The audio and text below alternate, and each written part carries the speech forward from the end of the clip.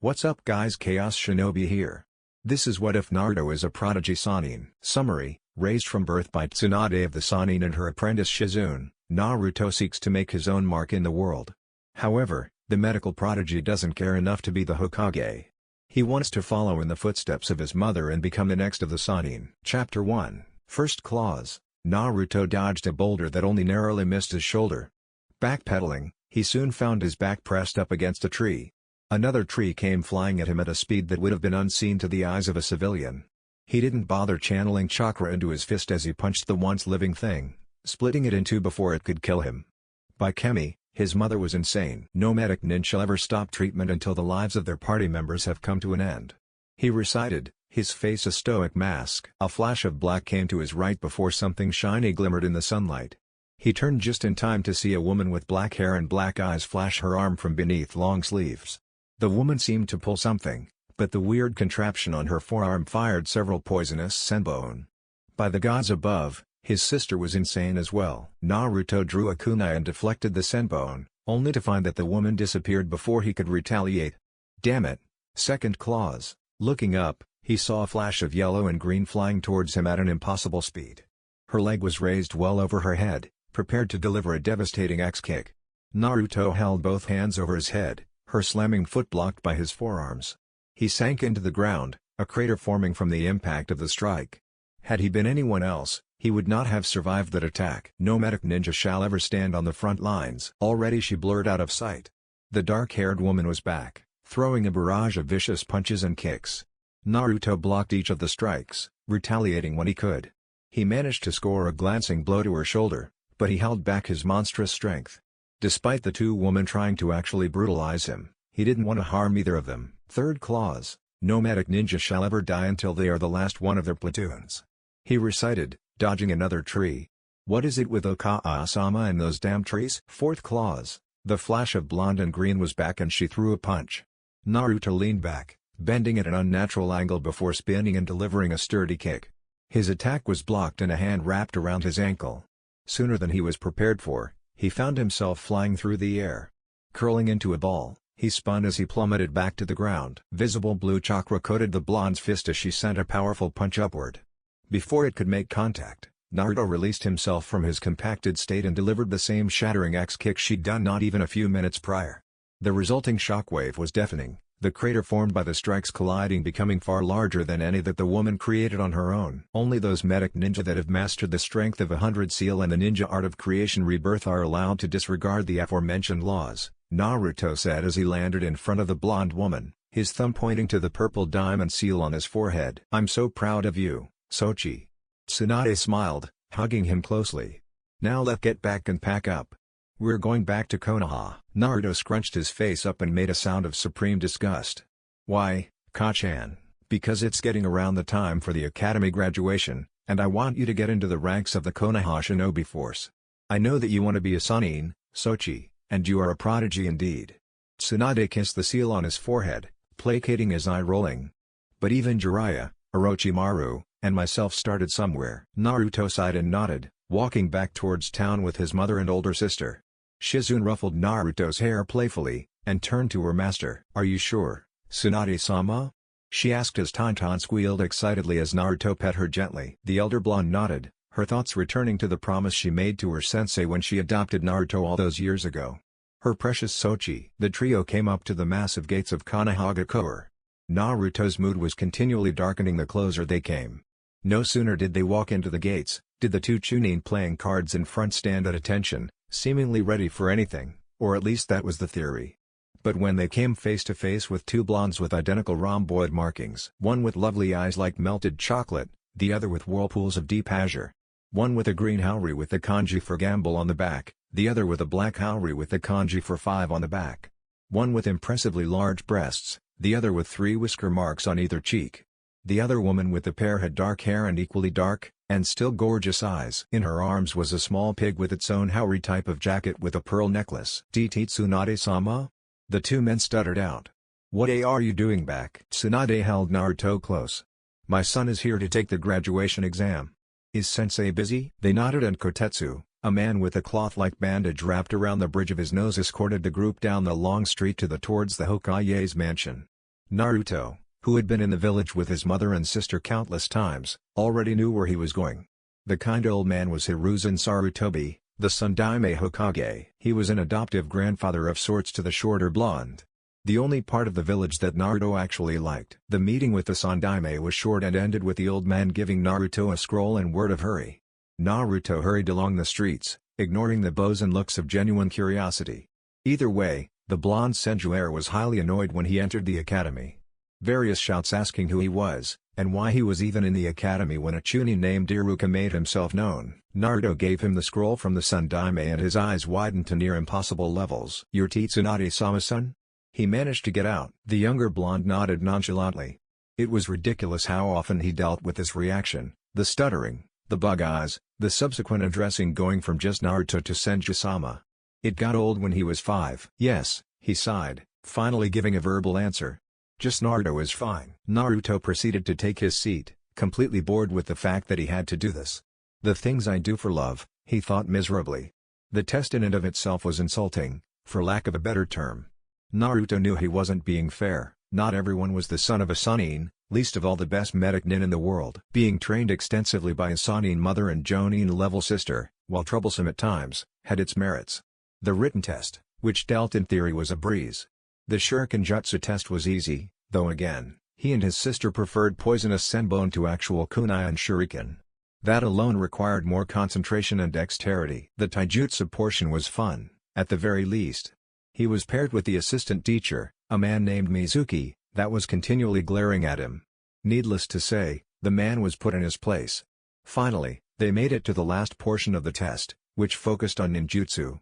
The students were required to perform the substitution, transformation, and clone technique. Naruto substituted Iruka, then transformed into a perfect copy of Orochimaru. By the look on the chunin's face, Naruto would swear that the man was going to have a heart attack. After he returned to his original visage, he conjured 5 shadow clones. Iruka was truly impressed. The blonde was a prodigy in the making. He was given a forehead protector. He decided to give it to his mother. He had no intention of wearing it. Oddly enough, he felt 3 sets of eyes on him throughout the entirety of the graduation exam. When he looked, he noticed a girl with pink hair and dazzling green eyes, a girl with pale blonde hair, and boy with the Uchiha crest on the back of his shirt. Ino Yamanaka, heiress to the Yamanaka clan, was a connoisseur of the beautiful. As an aspiring botanist and self-proclaimed most beautiful kunoichi in her generation, it was a given that Ino would be attracted to the visible beauty in all things. In fact, her former best friend, Sakura Haruno, had odd pink hair and dazzling emerald eyes that initially drew the blonde to protect her when others bullied her for the size of her forehead. It was only afterwards that Ino found her beautiful on the inside. It was this draw to the beautiful that led her to the last of the Uchiha, a brooding boy in their year. His cold nature and strong, silent personality were utterly sexy in the eyes of the young Yamanaka. Add his looks and the fact that he was the best rookie from their year. So when the door to the classroom opened on examination day to admit a boy with the blondest hair Ino had ever seen and eyes bluer than any sapphire, she initially thought her heart was going to stop. He was slightly taller than Sasuke, and from the mesh shirt he wore, they could all tell that he was well muscled, though not overly so. Each cheek held 3 markings that looked oddly like whiskers. Like his pants, the haori he wore was a deep black with the kanji for 5 on the back and crimson. On his forehead was a strange purple diamond-like marking. Was his clan crest?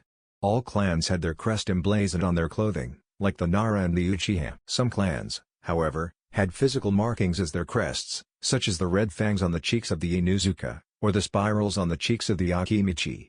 What clan did he come from? It was at that moment that Ino decided that Sakura could have the Uchiha, for she had her eyes set on something much greater. "You're Tsunade-sama's son," Iruka stuttered. The boy looked as though he were bored and ready to do something else. "Just Naruto is fine." Ino couldn't stop staring. Even as he took his seat behind Kiba, even as she was taking her test. The boy, Naruto, sneered at the sheet of paper as he filled it out, and in minutes, he finished. He walked up to the front at the same time as Shikamaru and they handed in their test papers. When Naruto settled back into his seat, he pulled out a reference book on human anatomy and began reading. During the Shuriken Jutsu portion of the test, he broke his kunai and split his shuriken as they landed one on top of the other. It was impressive, to say the least. Like Sasuke, he got a perfect score. The taijutsu portion was rather interesting. Naruto was put up against Mizuki-sensei, and she knew that this would be a one-sided fight. Much to the surprise of everyone, it was, though not in Mizuki-sensei's favor. Naruto made the Chunin look like a fool before delivering a vicious kick to the man's leg. He knelt before Naruto as the blonde held his hand up. What shocked Ino and quite frankly had everyone else shocked was what came next. Naruto flicked Mizuki-sensei's forehead. The white-haired man was set crashing through several trees before heavily splintering another and slumping against the trunk. All jaws were dropped. The ninjutsu portion was in motion and Ino found herself anxious to find the blonde and introduce herself. Naruto was sitting at the desk he claimed with papers strewn over the top. He was going over something and that held Ino's curiosity. Bracing herself, she walked over. "Hi," she smiled. "I'm Ino." Naruto looked up and gave a warm smile. "Nice to meet you, Ino-san." "Just Ino is fine." She sat beside him. "What are you reading?" "Notes I've taken on various poisons. Some I've created, some I made an antidote for, and some that I just find interesting." "You deal with poisons?" Her parents owned Yamanaka's flowers, and while it was a flower shop, Shinobi also came in to get various poisons. Perhaps Ino should ask her mother about it when she went later. He nodded. "Yeah, Ka-chan says I have a gift when it comes to poison. I wouldn't go that far. It just interests me a lot." "Senju, Naruto," Iruka called. In a small plume of white smoke, the papers were gone. Without another word, Naruto rose and followed Iruka to different classroom. Ino's mind was reeling. He had a lot of papers, all with some kind of diagram or other drawing. "He writes a lot." "Careful, Ino pig," came the warning voice of Sakura. "Get too friendly with the new kid and I'll steal Sasuke-kun from under your nose." Ino merely shrugged. "Hey, if I can get close to him, maybe he'll teach me some cool jutsu or how to heal." The pink cat scoffed. "He's not as cool as Sasuke-kun." "Somehow I doubt that," Ino thought, then said with a shrug. "Well, has Sasuke actually ever spoken to you?" "No." Sakura's shoulders slumped, but she stood up straight with her eyes blazing with determination. "But that won't stop me. One of these days, Sasuke-kun will acknowledge me." Ino's sweat dropped.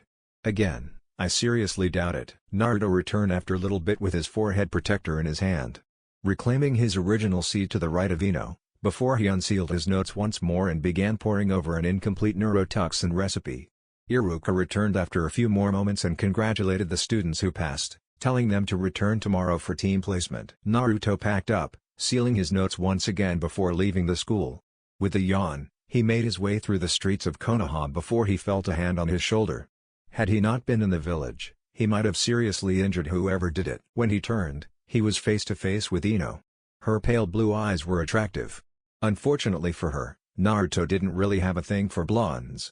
He wouldn't mind dating one, it just wasn't his particular go-to. "I'm blonde enough for 3 people," he remembered telling his sister before the decision to return permanently to Konohagakure was made. "Hey, Ino. What's up?" he asked, still walking. She easily fell into stride beside him. "Not much, really. I was going to go to my parents' flower shop. Do you want to come? We have poisons." Naruto's ears perked up at that magical phrase. There were few ways to get the son of Tsunade of the Sannin to do something, especially since he inherited his mother's legendary stubbornness. One was the promise of reference materials. Another was something dealing with poisons. Another was the odd mixture of ramen and dango, with a side of sake that he could give to his mother. "You know poisons too?" he asked excitedly, his eyes dancing. Ino giggled, but shook her head. "No. I was actually hoping you could teach me." Naruto's smile faltered ever so slightly, but it got brighter at the prospect of teaching someone the beauty of poison. He was a strange one, the senjuer. "I was actually going to the hospital." Naruto turned his gaze forward. "Knowing my mom the way that I do, she's most likely already set up her office. I'm pretty sure Gigi made her the head of the hospital." "Can I meet your mom?" Naruto looked at the girl weirdly. Didn't she just say that she was going to go to her parents' store? He shrugged, his mother was a big deal after all. Ino suddenly felt uncomfortably warm. Before she knew what was happening, she was scooped up by Naruto and the two took to the rooftops of Konoha. Steam was literally rising thickly off of Naruto's skin, he was so hot. Ino never felt the shock of a step being taken. Were his feet even touching the rooftops? In a matter of minutes, the duo landed in front of the hospital, startling a few citizens as they walked past the steaming boy and wind-strewn girl. Ino took a moment to fix her hair and make sure that she was presentable. "Is it true?" a voice called from behind him. Naruto turned around as the stream became lighter and lighter. A girl with her hair done in 2 buns with rather lovely brown eyes was ogling him. Naruto was suddenly uncomfortable. Why was this girl violating him with her eyes? "Are you Tsunade-sama-san?" she asked. "How'd you figure that out?" He asked tiredly. Well, the greatest medic nin would most likely be found in a hospital, right? The girl asked, and much to Ino's irritation, Naruto chuckled. So then her child would only naturally be drawn to hospitals too, right? It would only make sense. Naruto sighed after he finished chuckling. Far too much was happening, far too fast for his liking. He nodded at the weird girl's infallible logic. He was often drawn to hospitals wherever they went. He took pride in his ability to heal and loved to do so. He found even closer to his mother and sister every time he healed someone or performed a surgery. Do you think I can meet her?" she asked. "She's my hero." "Mine too," Naruto thought as he resisted the urge to roll his eyes. Is this the damn village hidden in the fangirls or the leaves? I can't tell. To be fair to the odd brown-eyed girl, she held the air of a serious kunoichi. It was different than the blonde girl or the pink-haired girl from the academy, but still familiar because of his family. Something hit Naruto. She never answered how in the hell she knew who he was. Whatever. Sure, I guess. Tsunade was worried. Not that she felt like anything bad was going to happen, but instead her mind stayed with her Naru-chan. He held a deep-seated resentment for their home village, and it wasn't a secret way. This was the village that sent her lover and little brother to their deaths. This village was the reason she developed hemophobia, a fear that had become so extreme and crippling to the world-class medic that Shizune was forced to heal the more bloody wounds that Naruto received from training. The reason she became a wanderer. So it wasn't any kind of surprise that he held a resentment towards their home village. His dream was to become a Sannin. To become a world-class medic just like her, but she had her start here. Her home. His home. Tsunade sighed as she contemplated the safe in her bottom right desk drawer. She'd sent Shizune out to get some documents from the head nurse, but her mind wandered even still. A knock sounded on her door. "Come in, Okawa-sama," came the voice she loved the most. "I'm back." She stood and grabbed the boy in her arms, smothering him in her bust.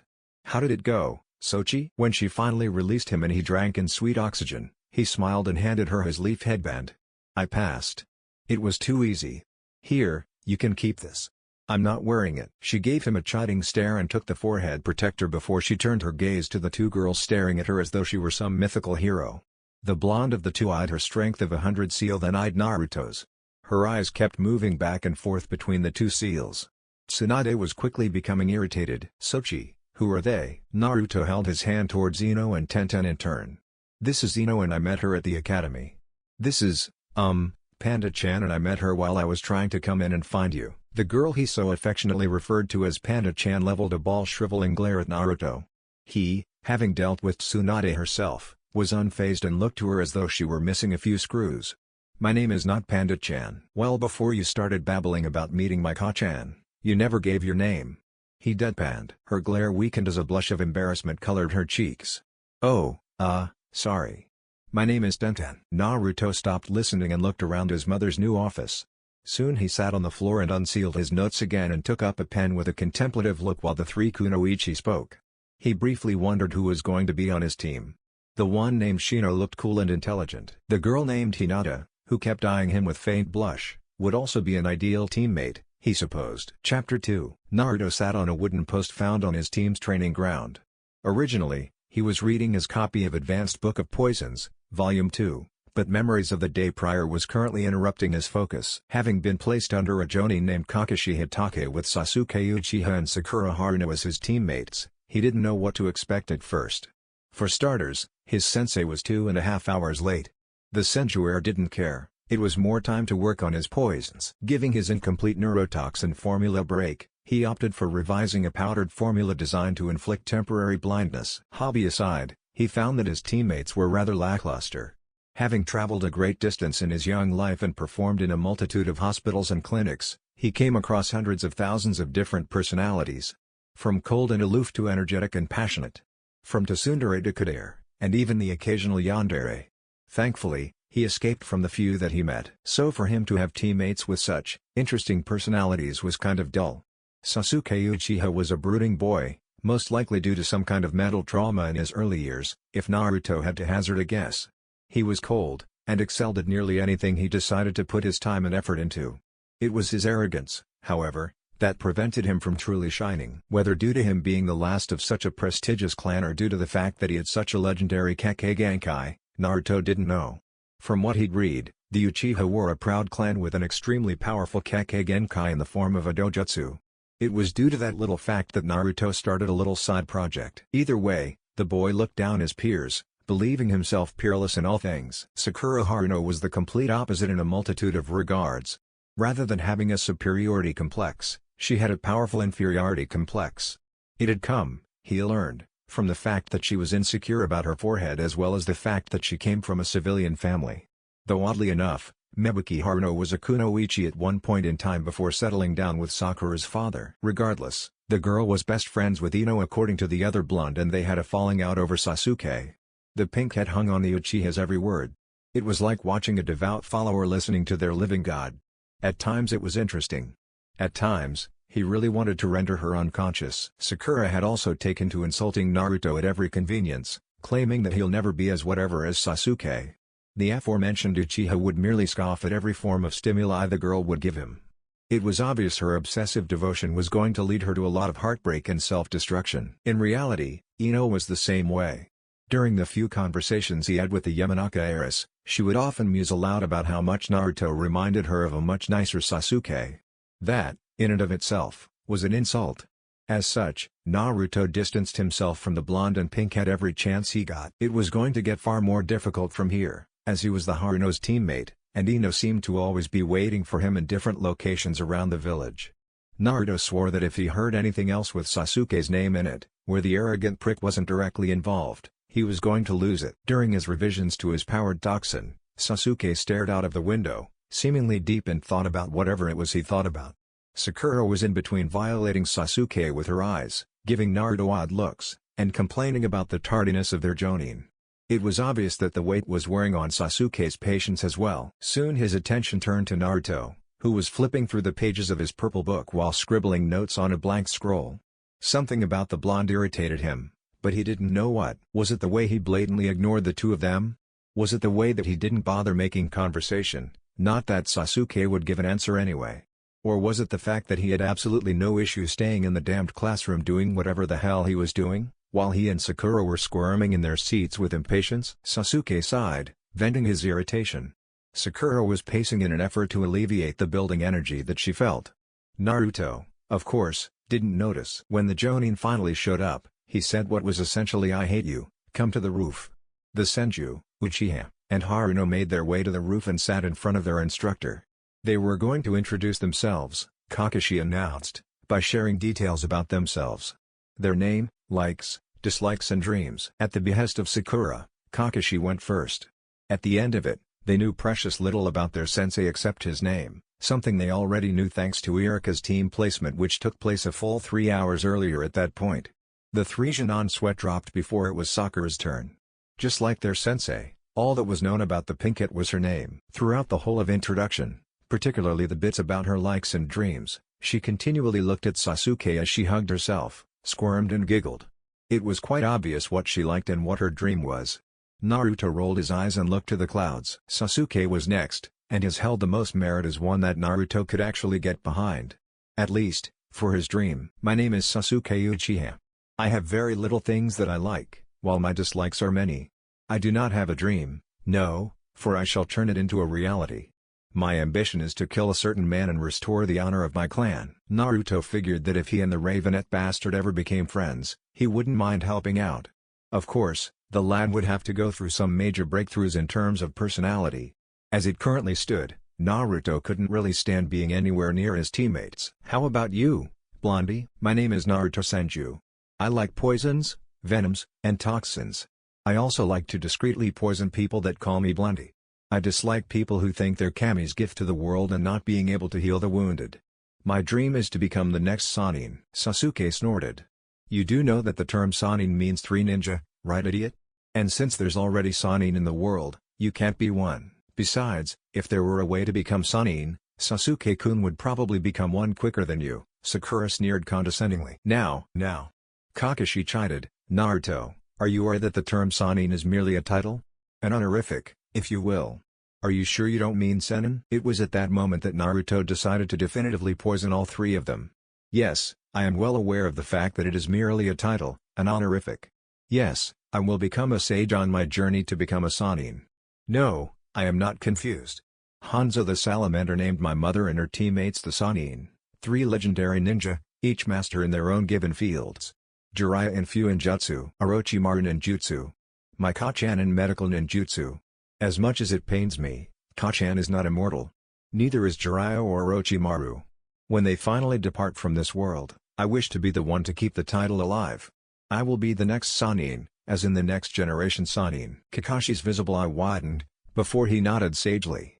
He understood what the boy meant completely. It was an odd dream, though it couldn't possibly be any weirder than dreaming about becoming a Hokage. They were shinobi, their entire world was weird, in a manner of speaking. Kakashi also made a note to not call Naruto Blondie in the near-to-distant future. After telling them to meet him on Training Ground 7 for a test, which Sakura emphatically reminded him that they were already tested, he explained that the test was to make sure they were truly worthy of being Jonin and left. Naruto sighed. He loathed when people told him that his dream didn't make any sense, that it wasn't attainable due to the term Sannin meaning three ninja. Naruto was not an idiot. He could be a bit of an airhead at times, but never an idiot. Of course, he didn't care what others thought of his dream, as many seem to forget that the Sannin are regarded as legends, therefore making it a goal-worthy title. He heaved another sigh when he felt two chakra signatures moving towards him. Taking a stick of dengo out of the container he brought from him, he began to munch on the snack as he returned his attention to his book. Kakashi-sensei instructed us not to eat breakfast, Naruto, Sakura scolded once she was close enough to the blonde. Naruto looked into the depths of her eyes only to look back at his book. The sound of rumbling stomachs blocked out the sound of his page turning. The agitation in the air was palpable, though none of it was aimed at him directly. There was a poof, and when Pinkhead and Uchiha turned, they had to react quickly to catch neatly wrapped sandwiches. Naruto closed his book as he finished his dengo and put it away, deciding that it would be a lost cause to continue reading. "Eat," he commanded gently. "You will need your strength for whatever it is we're about to do." Sasuke sneered. "Don't think that you can tell me what to do, loser." Naruto made a half-ram seal and the sandwich in the other boy's hand vanished. "Suit yourself then." Sakura was conflicted, though only partially. Sasuke's food was rather hastily taken away from him for his comment, leaving him to glare at the uncaring blonde. She was hungry, and while she wanted to follow in Sasuke's every footstep, she knew the blonde had a point. Walking up to her crush, she gifted him with half of her sandwich. He looked at her and after making a sound of irritation, he mumbled his thanks as he accepted her gift. A little bit of something was better than none. Contrary to popular belief, Kakashi Hatake was never late. Having been a Nanbu for as long as he could remember, the white-haired man often arrived early to wherever he needed to be. The key term being needed. According to the Sundaime, he needed to mold and instruct his Jonin squad, and as such, he would never be late when it came to the three kids. Kakashi watched them rather intently, taking note of their interactions with each other. The son of the Senju acted with an indifference that the Jonin found familiar. He acted the same way when he was part of his own Jonin squad under the Yondaime before his time as the Hokage. The last of the Uchiha, at least of those still loyal to Konoha, had a certain air about him, one that screamed that he was better than those he was surrounded by. It didn't help that those surrounding him were usually the biggest ass-kissers that Kakashi had ever seen in his years. Sakura only cared about what Sasuke did and thought, and as such her devout obsession with the boy would undoubtedly drive a wedge between the teammates. Funnily enough, Kakashi saw Naruto interact with people in Konoha Hospital, along with Tenten and Ino. He had a kindness that was undeniable, coupled with a personality that was capable of being the glue to hold together any sort of straining relationship. So why did he act too uncaring towards the two people that he would be teammates with until one or all of them die? It was common knowledge that once a Jonin was assigned to a team, that team was permanent. That wasn't to say that one member couldn't take a mission with another team altogether, because that was rather common. But Team 7 would forever be Team 7. Deciding to observe his charges for another 2 hours, he sighed and decided to get this shit show in waiting rolling. From his continued observations, it seemed like a 2 against 1, so it was at that moment that Kakashi decided to drill teamwork into them. And he had just the thing for that. "You're late." Sakura jabbed a finger in her sensei's direction, clearly irritated. Kakashi offered an eye smile. "Sorry about that. You see, I ran into a black cat, so in order to avoid any bad luck, I had to take the long way." Of course that was complete and utter bullshit, and his Jonin knew that. Only Naruto entertained his shenanigans with an understanding nod, though his eyes were calling his bluff. He chuckled. "Well, it's time to start your test." The Jonin brought out 2 small bells. "You have until noon to retrieve these bells from me using any means necessary." "But sensei, there are only 2 bells." Sakura noted. He nodded. "That's because only 2 of you shall pass. The one that fails will be sent back to the academy." As he said that, 2 pairs of eyes shifted to Naruto. Kakashi's sweat dropped. They were already singling him out as the one who was going to fail. Oh yeah, he most certainly needed to beat teamwork into them. "Now come at me with the intent to kill, or you will fail," said Kakashi in a grim tone. "Begin." The three Jonin vanished. Sakura decided to make a couple of booby traps. Snickering to herself, she set about her foolproof plan with wire strings, kunai, 3 shuriken, and 4 explosive tags. All she needed was someone to lead Kakashi into her trap, and those bells would be as good as hers. Of course, she'd gift the other one to Sasuke. He deserved it, after all. Sasuke was hidden amongst the trees, armed with a kunai in either hand, held in a reverse grip. He watched a seemingly unaware Kakashi meander into the forest in which the three of them were hidden. When the time was right, he would spring his trap and claim those bells for himself. Naruto rose from his hiding spot in the foliage that littered the ground. His stealth was nearly unrivaled, but there was no point in needlessly flaunting. It was obvious that Kakashi wasn't a pushover. He watched Sakura set up her traps in order to kite and finally bind their sensei, while Sasuke was rather well hidden, ready to attack the Jonin solo. Brave, but foolish. Well, it wasn't like he had anything better to do. Might as well play the fool. The charging Senju eyed his teammates, and grinned at their faces, one incredulous, one expecting. Kakashi reached into his pouch and retrieved a book. "Time for your first lesson," he said. "Taijutsu." He threw a vicious kick at the boy, only for him to explode into white smoke. 4 more copies of the blonde erupted from the surrounding foliage, each rushing him with a different taijutsu form than the others. It didn't matter. Kakashi dispatched them all with one well-placed shot, but the numbers were getting ridiculous. From 1 to 4, from 4 to 8, from 8 to 20, then back to 1. His pattern held no consistency, as even the numbers of the clones changed. From 1 to 20, from 20 to 8, from 8 to 10. It made no sense. Still, it wasn't like they were posing much of a challenge. Heavenly kick of pain. There was a tingle of warning on the back of Kakashi's neck. He looked up and made a wild dive to the left as the original Naruto loosed a wicked axe kick where his sensei once stood. The ground immediately cratered, shards of earth rising and altering the terrain. Kakashi's eye widened, though he really shouldn't be surprised. He heard about how he beat Mizuki with 2 moves. He'd even heard stories about Tsunade's monstrous strength. That didn't mean he was expecting it, however. Naruto instantly won the attack, attacking in a vicious yet deliberate manner. Kakashi dodged each attack easily and managed to retaliate at seemingly perfect moments. Once again, he was surprised to see Naruto blocking his attacks when they were so close to striking him. The fight pushed Kakashi back against a tree. Shanaro. There were several explosions that Kakashi dodged just in time, only to see kunai and shuriken fly at him. He ducked and the weapons embedded themselves in the tree he stood in front of. Naruto appeared in front of him again, but there was a glint of light.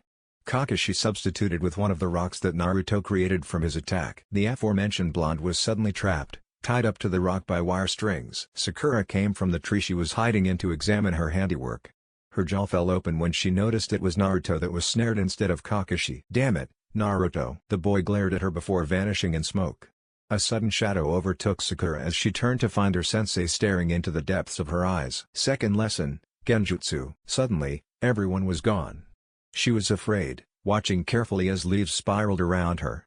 Before she knew what was going on, she heard a weak, raspy voice. It was familiar as it called out to her. Sakura. She turned to find Sasuke, crawling towards her. He was bloody, beaten, and had dozens of senbon embedded within his body. She screamed, unable to comprehend what her brain was showing her, before she succumbed to the cold grasp of unconsciousness. Kakashi watched his female student dropped. He was only to sigh as a blur of blue flew at him. Sasuke was attacking with a ferocity that was associated with the Inuzuka clan. Still, using his clan taijutsu, he was able to get Kakashi to move the way he wanted, resulting in a clean kick sent the man back by a few feet. Sasuke glared at him, pissed that the Jonin was still on his feet. Lesson 3, Ninjutsu. He flew through hand seals before he held his hand up in front of his mouth. Fire release, Fireball Jutsu. Sasuke flew through his own hand seals. Fire release, Great Fireball Jutsu. The flames clashed and pushed against each other for dominance. No one noticed Naruto claim Sakura and set her away from the colliding fire techniques. No one else noticed when Kakashi went underground via his earth release, hiding like a mole technique. The flames died down with Sasuke's being the victor. Most of the surrounding greenery was set ablaze and Sasuke was left panting in his spot. He gave a grin before he felt something grab him by the ankles. What the hell? He looked down to see 2 gloved hands. Earth release, double suicide decapitation technique. The next movements were a blur to the Uchiha heir as he suddenly found himself buried to the neck in the ground, while Kakashi stood over him with a kind-eye smile. There was a flash of yellow and white behind their sensei, but nothing came from it. Sasuke wondered if he was hallucinating, but focused his energy on getting out of his current predicament. Kakashi looked at his handiwork, a bound blonde, a trapped brunette, and a stirring pinkette. Boil release, unrivaled strength. A punch that appeared seemingly out of thin air lodged itself in Kakashi's midsection and sent him flying. Sasuke looked up, suddenly uncomfortably hot. Naruto looked down at him, his skin steaming as he punched the ground. His unnatural strength coupled with a delicately controlled burst of chakra loosened the ground enough for Sasuke to escape. "How the hell did you do that?" Naruto looked to him and looked back at his coughing sensei. "Don't worry about that. Get Sakura." Having said his piece, he rushed off towards Kakashi as the man stood and delivered an elegant spin kick. Naruto decided to take a dive, allowing the kick to send him flying. His objective was complete. The timer Kakashi set rang angrily as all movement came to a stop.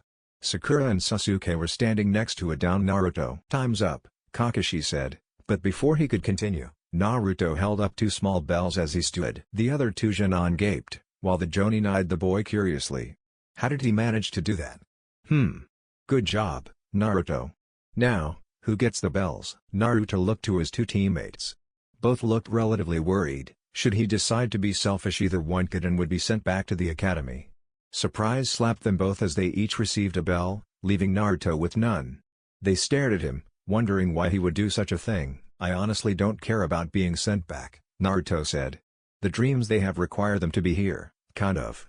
I was only doing this to make my mom happy." Kakashi looked at the boy as he turned and started to walk away, but the white-haired Jonin held him fast by the shoulder. "Congratulations. You will pass." Three confused Jonin waited on him to elaborate, as none could seem to form a coherent question. "In the ninja world, those who break the rules are scum," Kakashi explained sagely. "But those that abandon their comrades are worse than scum. Now, meet back here tomorrow morning at 9 for our first mission." "Sochi-kun, what are you doing?" Tsunade asked as she looked down at her small blonde. Naruto carefully observed the tiny Katsuyu that he'd managed to summon. At roughly 7 years old, he may have been the youngest person since the Warring States period to actually succeed in performing the ninja art, summoning technique. Of course, since he wanted to emulate his mother in all things, he refused the toad summoning contract from Uncle Jiraiya whenever the old pervert came around. He'd even refused the snake summoning contract from Uncle Orochimaru, the last thing he'd ever offered the boy before he officially went rogue. No. Naruto Senju would wait patiently for his beloved mother to offer him her own summoning contract. By that point, he'd already met Katsuyu many times and he liked her.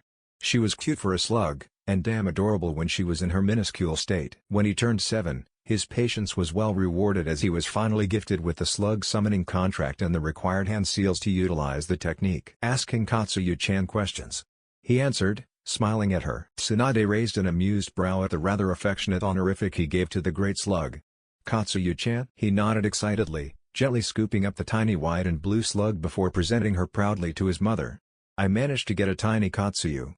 Since she's tiny, she's Katsuyu-chan." The older blonde snickered. "And is Katsuyu okay with that?" "It's actually quite refreshing to have such a humbling honorific," the slug answered. "But I'm afraid I must be going, Naruto-kun." And with that she puffed from existence. Still the smaller blonde beamed with pride, his smile contagious. Tsunade knelt and ruffled his hair before he tackled her into a hug. "I love you, Ka-chan." No matter how many times the Sannin heard that, it made her tear up just like the first time. "I love you too, Naru-chan." Shizune watched from a distance and smiled wistfully. Part of her wanted a child of her own, but she knew she wasn't yet old enough or strong enough for such a responsibility. So she settled for being Shizune-chan, smiling as the master and mother figure hugged her little brother. A scream shocked the family into looking towards the village they were temporarily staying in. Naruto, in a burst of speed, rushed past his sister with Tsunade hot on his trail. Shizune hurried after them, only to gasp as they came face to face with a group of 12 men, each armed with an axe or katana. In the middle of the circle was a small group of women, some only slightly older than Naruto, other as old as Shizune. The smaller blonde had vanished, though the atmosphere had gotten very hot. Both Kunoichi knew what it meant. Hell, they were in the middle of a training session when the boy inadvertently activated a part of his Kekkei Genkai. The resulting trip to Konohagakure and conversation with Hiruzen about a Kekkei Genkai that caused steam to be emitted from the skin paired with extreme strength led to the memory of when they'd first taken him from the village. The Ondaime sealed the five-tailed Baijuu within the boy shortly after his birth, the creature known for giving its known Jinchuriki the fire and water release affinities, thus resulting in the nature transformation Kekkei Genkai known as the boil release. So when Naruto used Tsunade's heavenly spear kick on the largest of the bandits and kicked a literal hole into the man's chest, the elder blonde and her protege knew that they were going to have to up his training so that he wouldn't go around literally punching heads off, as he just demonstrated the ability to do so. Damn it. Everything okay, Tsunade-sama? Shizune asked as she proceeded to take the sake from her master's grasp. She swore the woman had been about to pour a drink when she froze up. The distant look in her deep brown eyes faded as she seemed to come back from wherever or whenever she just was. Yeah. Just nostalgia. The dark-haired woman looked at her master curiously as a sad and longing smile curving her lips. Tsunade looked to the woman she'd long since seen as a daughter. Naru-chan is growing up too fast, she whispered. Remember when he was punching and kicking literal holes into those bandits? Shizune chuckled, remembering how pale she'd been at the time. He broke down and cried for a while afterwards. Your strength mixed with the effects of his Kekkei Genkai is quite the scary thing. Now Sensei sent my baby on a C-ranked mission. I know he's been in more dangerous scenarios, but at the very least one of us were there to make sure that everything didn't go to shit. The woman sighed. I know it's just the mother and me talking, but I can't help but be worried. The only shinobi he's fought were us, and that was just sparring. Then that means that they need to be Jonin or Cage level at the very least to make him sweat, right? Shizune placed a calming hand on her shoulder. Besides, he's with his Jonin sensei and team. That's what I'm worried about. 8 points. The eerie whisper seemed to resonate throughout the entire mist-filled area, threatening and promising a grisly death for all who dare continue this foolish quest. Larynx. Spine. Lungs. Liver. Jugular. Subclavian artery. Kidneys. Heart. Sakura was panicking, albeit quietly. Sasuke was sweating. Naruto was unnerved, but tried his damnedest not to show it. Now, the gravelly whisper continued.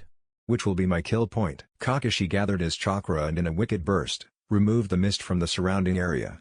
Sasuke, panicking more so than even Sakura, though keeping it internal, began to reach for a kunai.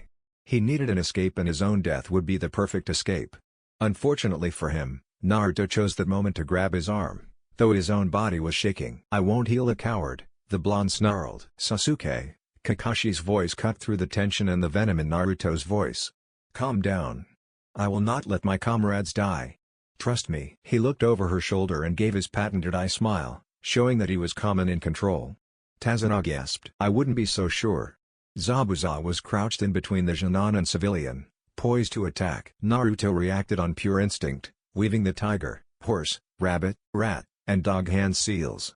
Chakra scalpel. He spun on his heel and with his right hand, coated invisible chakra that looked more akin to the tip of a double-edged sword, slashed Zabuza's throat.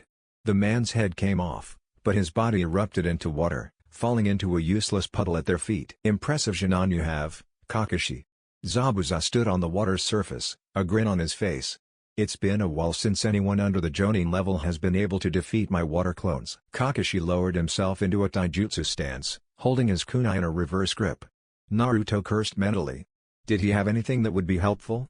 Perhaps his poison mist jutsu, but that would more than likely kill his sensei as he had yet to perfect his neurotoxin formula. Even the poisons he kept in bombs and sealing tags would affect his sensei and that was unacceptable to the senjuer. Damn it all to hell. Still, from his perspective, Kakashi was keeping up with the missing nin, each of them trading kill blows with a macabre beauty. Zabuza left himself open as he went to swing his sword, and Kakashi pierced the man's heart. His sword fell from his grip and he grabbed onto Kakashi before bursting into water, more water from beneath the Jonin's feet gathering and trapping him in a sphere of water. Naruto, while worried about his sensei, decided to learn that technique as it was so damn cool. Get Tazuna out of here, Kakashi shouted. Naruto's heart was pounding as he racked his brain for a plan, Zabuza conjuring 3 more water clones. He began to panic, something he hadn't done since he was 7 and was in the middle of an operation where his patient went into cardiac arrest. He tried to get his sensei, he could try to run with his teammates, he could just leave. Hell no, those last 2 weren't an option. Naruto Senju would never leave anyone under his care behind, nor did he give up. Don't forget that you are not alone, Naruto-san. A gentle, Feminine voice spoke rather soothingly from the back of his mind. My power is your power as you are my Jinchuriki. That made Naruto stop and take a deep breath, before letting out a laugh. All sets of eyes went to him, laughing as though he went mad. He'd all but forgotten, and while they had yet to officially meet, he'd spoken to her numerous times before. Steam erupted in geysers from his body as he threw off his haori, thickening and becoming a fog that clung to the ground. His body gained the slightest glow and chakra once again covered his hands. Boil release, unrivaled strength. The steam continued, superheating the chilled air at an alarming rate. Chakra scalpel. Pushing forward from his right foot, he launched himself at the three clones. Slash, slash, slash. Three heads that then turned to small puddles fell to the ground. In another burst of speed, he was in front of Zabuza, intent on relieving the man of his right arm just as he had done to the demon brothers mere hours before. The missing nin released the jutsu and dodged, his eyes wide at the blonde rushing him like a crazed demon. Determined to not be pushed around by some blonde brat, Zabuza began to fight back, swinging his massive blade with seasoned ease. Naruto dodged easily, the speed granted to him by his Kekkei Genkai allowed him to move in for a counterattack and back off before he was cleaved in two. Zabuza swung his blade in a horizontal sweep. Naruto jumped over it and delivered a staggering kick that was blocked by the man's free hand. He twisted, cracking his jaw with a powerful uppercut that sent the rogue sailing a few feet away. "Are you okay, Kakashi-sensei?" he asked as the steam stopped erupting from his flesh. The Jonin nodded. "You fought well, Naruto, but now it's time to." He didn't finish. The blonde was gone, Sakura standing in his place as the massive sword was shoved through his chest, bursting from his back in an explosion of blood. Ino couldn't help but wonder where her fellow blonde was. Lately, he'd been avoiding her, so she never had the chance to ask him to teach her some new things. Being a mind walker would only get her so far, especially at her current level. Not that Asuma-sensei wasn't a good teacher, he was great, but he focused more on their training as a group. As the new generation Ino-Shikacho combination, it was necessary for Choji, Shikamaru, and herself to be flawless. Truthfully, it got irritating at times. Even still, aside from working on tree walking, D-ranked missions and combination attacks, it was boring and Ino didn't feel like she was making any progress. How was she supposed to get Sasuke-kun's attention if she wasn't stronger than that damned forehead girl? Perhaps she should go on a different diet? She looked out of the window of the flower shop to see Tsunade and Shizune. Shizune looked frazzled, while Tsunade laughed at her. Moving hurriedly from behind the counter, she shot out of the store in order to catch up to them. "Tsunade-sama, Shizune-san." The two women turned to see Ino, one of the girls that Naruto brought to the hospital their first day back in Konoha. "Ino?" Tsunade made a habit of remembering the names of any female that stood too close to her Sochi, as it seemed to happen far more than she liked. "What's wrong?" She shook her head. "Nothing's wrong. I was just wondering if either of you knew where Naruto was." Tsunade narrowed her eyes dangerously at the girl. "Why?" She began shaking under the intense scrutiny of the elder blonde. Wanted to see if he wanted to train with me." Shizune giggled, despite looking like something was feverishly working on her very last shred of patience. She knew how protective her master could get of Naruto when it came to girls his own age, among other things. "He went out on a mission," Shizune informed the blue-eyed girl, saving her from the intense and frankly frightening stare of the Senju matriarch. "He and his team left earlier today. Don't worry though, he'll be back soon." Tsunade looked to her apprentice incredulously. Like she was helping this young girl garner her son's attention, which wasn't the case, of course. The rational part of her brain told her that she was being irrational, as per usual when it came to her son. That rational part however, would soon be drowned out by some delicious tango and sake. A sudden wave of nausea hit Tsunade and she stumbled before regaining her footing. Both Ino and Shizune stared at her curiously. Something was wrong. Naruto coughed, globs of blood shot from his mouth to the ground. Zabuza felt his eyes widen. Sasuke was on the floor, as was Tazuna, both staring at the pierced blonde before them. Kakashi felt his blonde run cold, and Sakura felt tears running down her face. That was supposed to be her. "Why?" she whispered, her voice suddenly hoarse. "T-third claws," the blonde choked out to no one in particular, as he delivered a punch that split the blade embedded in his chest in two. "No medic nin shall ever die until they are the last of their platoon." Crimson and blue chakra swirled mightily around the blonde as he removed the portion of the sword from his chest and threw it to the ground. The diamond seal on his forehead glowed strangely before it faded, leaving black markings of his face. "Ninja art, creation rebirth." He grabbed Zabuza by the throat and slammed him to the ground before them. His hair shadowed his eyes as he picked the missing nin up and slammed him again. before throwing him in a crumpled heap at Kakashi's feet. Slowly and shakily, the man stood, much to Sakura's panic. In a yellow flash, the taller of the Jonin was sent flying. He crashed into a tree just as two senbon pierced his neck. A shinobi wearing the mask of the Kirigakure hunter nin came and picked up the stilled body of Zabuza before they wordlessly vanished. What the hell, was all Sasuke could manage as the blonde started to fall. Kakashi appeared crouched in front of him, allowing the senjuer to fall onto his back. Dazuna, which way is it to your house? Ino was, for lack of a better term, confused. Her thoughts from the day prior as well as her words to Sakura on graduation day were both playing repeatedly at the forefront of her mind. Her words and thought pattern were conflicting. Hey, if I can get close to him, maybe he'll teach me some cool jutsu or how to heal. That simple phrase, as harmless as it may sound to the untrained or male ear, was basically handing Sasuke-kun over to her former friend and rival with her blessings. It was as though she were saying, Sasuke is all yours, Naruto-kun is far more interesting and worthy of my pursuit. Wait, Naruto-kun? She mused aloud. She'd only just met the guy. Wasn't it far too early to start applying affectionate honorifics to his name?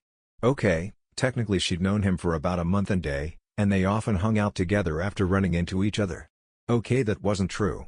She waited for him at strategic locations around the village for a chance to try and work that good old Yamanaka charm on him. Oh Kami, I'm becoming forehead.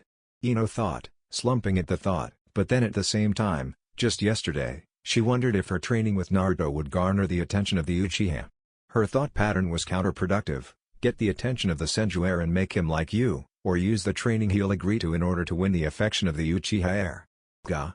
Everything was so confusing. One thing did stand out to her though.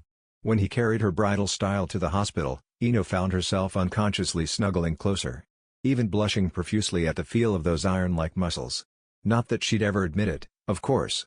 With a sigh and a look at the time, Ino rose out of her bed and prepared to meet with her team, as they had another training exercise. When Naruto opened his eyes, the first thing he noticed was that he was no longer where he was supposed to be. He was supposed to be in the land of waves. Instead, he stood in a clearing of sorts, in what seemed to be a forest if the thickening trees surrounding the area was any indication. All of a sudden he sneezed. His first thought was to wonder who was talking about him. His second, however, was to ponder about the warm and very soothing chakra that was currently surrounding him. Fog clung to the grass beneath his feet, the dew on the blades reflecting the majesty of the ethereal light of the waxing crescent moon above. It was beautiful, too much so. Turning around once more, he found himself face to face with a massive creature that held the air of familiarity. It had the body of a gargantuan white horse, but the head of a dolphin, 4 horns adorning its crown. A weird amalgamation of creatures, to be sure, but with 5 tails that waved serenely in the air, each tip tanned just like the hooves. Kaken? The creature gestured in a manner similar to a smile, which was certainly off-putting to Naruto. With a nod, she proceeded to lay down before him. He was looking at the Gobe. Easily the most majestic out of her siblings, Kokuo seemed to be the living embodiment of serenity. But the smile soon disappeared and was replaced with a look that struck terror into the heart of the young Senju. A feat that wasn't necessarily easy by any means, but there was something about the otherworldly fury on the face of his Baiju that he found nightmarish. Hello, Naruto-kun. Her tone was polite, almost as ethereal as the moonlight bathing them, but still retaining an upset firmness. While I am glad to officially meet you, I'm afraid I'll have to ask you not to do that again. Do what? He asked densely, before his memories returned with a vengeance. Fighting Zabuza toe-to-toe, saving Kakashi-sensei, performing the substitution jutsu on Sakura so that he would get impaled by the missing nin's sword instead of her. Using the forbidden ninja art of creation rebirth and promptly beating the shit out of Zabuza as the stab wound closed. The senbone that pierced a pressure point on his neck as the Kiri hunter nin took him away. If he wasn't mistaken, that was a specified pressure point that put one into an induced coma. Even he didn't like to mess with that particular point. Looking around at his surroundings again, Naruto came to the conclusion that he wasn't dead.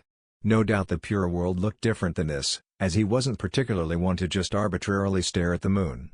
Working under moonlight, however, was one of the best feelings in the. Oh holy shit, you aren't dead, Naruto-kun. Kokuo explained. Rather, we are within you. If his research on Jinchuriki was any good, then that would mean they were within his mind. An odd thought, given that once sealed into a human, the Baiju and their Jinchuriki become connected at the spiritual level. Even if he were to undo the seal used, which was child's play thanks to the perverted old sage, he and Kokuo would remain inseparable. He would be able to draw on her chakra and she would still die if and when he did. Well, that's good news at least. He nodded sagely. Means I can work on healing the citizens of the wave when I wake up and then work on analyzing that poison I liberated from the demon brothers. Are you crazy? The Baiju paused and eyed her twin soul. Look who I'm talking to. Of course you are. The hell is that supposed to mean? Kokuo looked to the blonde incredulously. You jumped in front of a massive sword to save someone when you could have undoubtedly just pushed her out of the way. You aren't some clanless nobody, and without a doubt people would have been devastated if you died. But I didn't die. Naruto shot back. In reality, it was virtually impossible for Naruto to die in combat due to the 2 forbidden medical ninjutsu passed down to him from his mother. The forbidden ninja art of creation rebirth is a jutsu that released insane amounts of chakra from the strength of 100 seal on the user's forehead in order to heal virtually an internal and external wounds. It's because of this release of chakra that the body cell division is stimulated to the extreme. Unfortunately, it didn't heal damaged cells. Rather, it created new cells at such a rate that it didn't matter, thus resulting in the instantaneous healing. The only drawback is that the user's lifespan is shortened every time they use the technique. On the other hand, the ninja art creation rebirth, strength of 100 is a forbidden technique that healed instantly via accelerated cellular division, granted the user still has chakra left to use. Destroyed organs could even be repaired before one's very eyes. Theoretically, the user could be bisected and as long as they were still breathing, they could reattach the halves of their body. The healing power can also be passed on to another through direct physical contact. So long as the jutsu is active, the user cannot die. So unless he grew to Uchiha levels of arrogance, or someone got a really lucky or well-placed shot off on him, he was a combat immortal. That's not the point, Naruto-kun. It's the principle of the matter. Naruto sighed. I saved her and I still had enough time and breath to perform the creation rebirth. That's all that matters. You were being a martyr. Kokuo seethed. Naruto scoffed at the ridiculous notion. I would never martyr myself just for some fangirl to make feeble attempts to fuck the object of her obsession. Her ambition is pathetic. Besides, I haven't even started learning Senjutsu yet, so it's not like I'm just going to let myself get killed. Oh great, he thought sourly. Now I sound like that fucking Uchiha. Do you dare change the subject, Naruto-senju? He looked at the overreacting Baijuo. What's wrong with you, Kokuo-chan? Normally, he had a tendency to be the unreasonable one of the pair. Usually, she was the voice of reason. Despite being highly intelligent, Naruto had moments where he was ruled by his emotions, or by a sudden aloofness. You could have died. The Baiju roared angrily. Naruto's facial expression changed to that of confusion, but he didn't say anything more than a mumbled apology. It wasn't like she would die if he did. If anything, it could be considered a brief hiatus from the world. The Baiju are creatures that are made of chakra. They are literally living, breathing chakra.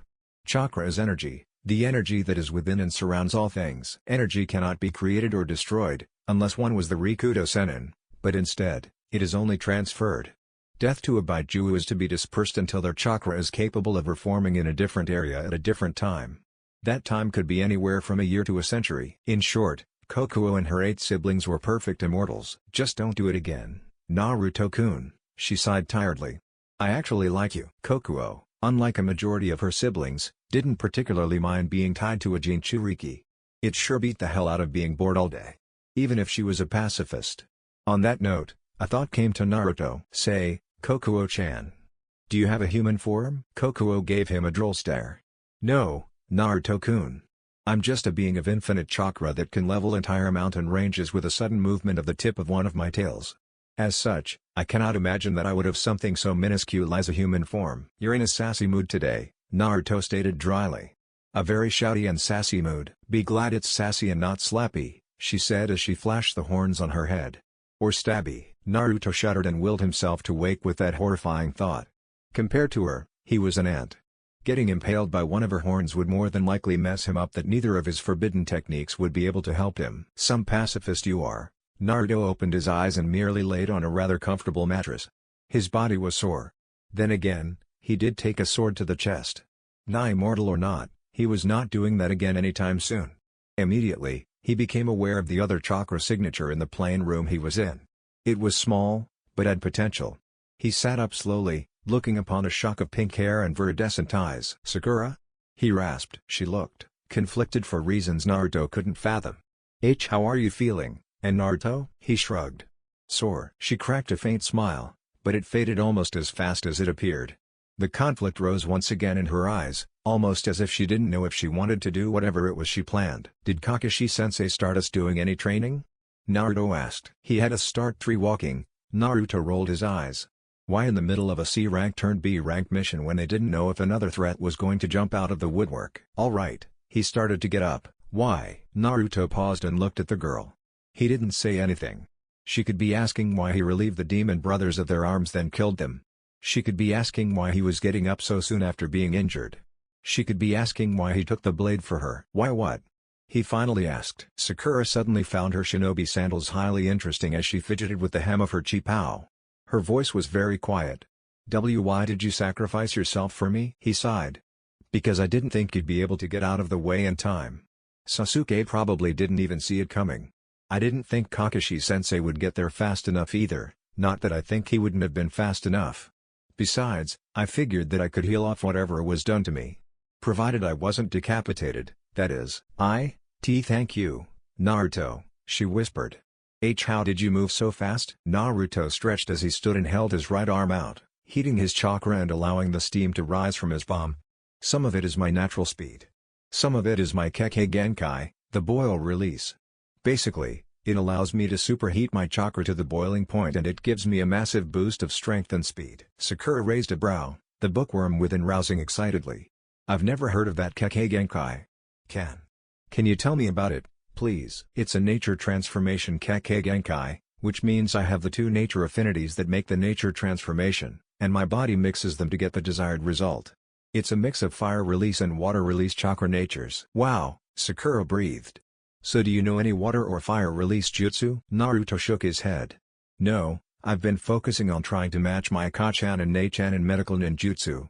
I'm good, but I'm obviously not even close to their levels. But I do plan to learn." "Oh." Sakura once again looked like she was part of a heavy internal debate, but after a few minutes she steeled herself and took a steadying breath. "I'm sorry that I was mean to you, Naruto. I know that it might not be enough, but the past is in the past. We're teammates." Though he really didn't want to be, but hey, whatever. "If you need help training or anything just know I'm here to help." The pink cat smiled brightly and nodded. Rising from her place, clearly proud of how everything turned out, she left and soon Kakashi came into the room. Naruto looked up at the one-eyed Jonin. He grinned, hoping that the fact that he possessed the Sharingan was severely screwing with the Uchiha mentally. "Yo, sensei, how are you feeling, my cute little Jonin?" He gave his patented smile. "I'm glad to see you up." "Thanks. I'm a little sore, but I'll live." There was growling at the edge of his consciousness. No doubt Kaken still wasn't over his decision to take the blade for the girl. Though if she told him what the actual issue was, then they could work on it and move past it. "I would hope so. I could only imagine what Tsunade-sama would do to me if her one and only son died under my care." The atmosphere suddenly grew heavy. Naruto chuckled. "Then we might want to leave me getting stabbed out of the mission report. Hell, if I died, she might have resurrected me just to kill me herself." His mother could be quite ridiculous at times, but he loved her. "Do you know where the hospital is, by any chance? Might as well get acquainted before I start working on analyzing the demon brothers' weapons and poison." Kakashi shook his head no, but suggested that he ask the bridge builder's daughter. When Naruto asked about training, Kakashi said that he'd be happy to teach the boy a few water release and fire release techniques, especially since he'd already mastered tree and water walking. After a short conversation about his affinities and his Kekkei Genkai they left the room. Something that Jonin learned about one of his Jonin was that his favorite jutsu revolves around poison, though he probably shouldn't have been as surprised as he was, given his introduction. Unlike his sister, he could produce numerous venoms via the jutsu whereas hers were all fatal. Together, Naruto and Kakashi left the room and made their way into the kitchen. In the kitchen was a woman with blue hair and delicate features. By Kemi, she was gorgeous. In fact, he was in the pure world as stared into her ethereal eyes. Then he heard a voice. Inari, the son of the heavenly woman standing before him with a smile, thought it his place to alert Team 7 of the futility of their mission against Gato. Naruto was instantly annoyed. This wasn't the first time he'd heard the boy yell. In fact, while he was in and out of consciousness, he heard the initial tirade and learned that his name was Inari. He walked up to the boy and knelt before him, resting a hand on his shoulder. "Listen. We are not heroes. We're shinobi, healers and killers that promised we would protect your grandfather." Once again prophesying the imminent demise of Team 7 at the hands of Gato after insulting the blonde, Inari quit the room in a rather rude fashion. His mother called after him, but then turned and apologized to the Konoha shinobi. Kakashi waved her away and gestured to Naruto. "This is Naruto Senju." He introduced as the blonde bowed respectfully to the mother. "And he wanted to know if you could show him to the hospital." She smiled kindly. "I'd be glad to. Are you a medic?" "Yep," he smiled with obvious pride. For the next 2 weeks, Team 7 had been very busy. Sakura and Sasuke worked on mastering their tree walking skills while guarding Tazunai in shifts. Due to her small chakra reserves, the Pink Cat mastered it with little to no effort on her half, much to the ire of her dark-haired teammate. If not in the Wave Hospital, performing operations and teaching the nurses or guarding the bridge builder when it was his turn, he was training with Kakashi. Between sparring and ninjutsu, he was able to fine-tune his particular style of combat. Usually, that boiled down to move fast and deal a lot of damage. He'd been sloppy in his fight with Zabuza. In truth, he was mainly accustomed to fighting untrained bandits, or disgraced samurai. The citizens of the Wave all knew him by name, and no matter how much they insisted that they didn't refer to him with any kind of honorific, the older civilians referred to him the Sama honorific. It irritated him, but due to his dream, he figured that he should just get used to it. His uncles and mother were referred to as Sama. When not guarding Tazuna at the bridge, helping at the hospital, or training with Kakashi and his team, he would help Tsunami around the house. The woman was a pleasure to be around and they got to know each other better than Naruto would have expected. The day before he met Haku, a rather beautiful woman that claimed to be a man, Inari had once again taken up his hobby of preaching about how inevitable Team 7's defeat was. Having had enough, Naruto stood in front of the boy and gave him a kunai that he personally infused with poison. A poison so deadly that the smallest scratch was guaranteed to put even the strongest of shinobi down. Naturally, he gave Tsunami 3 vials of the antidote. Gato is a little man that hides behind money. The Senju had told the boy.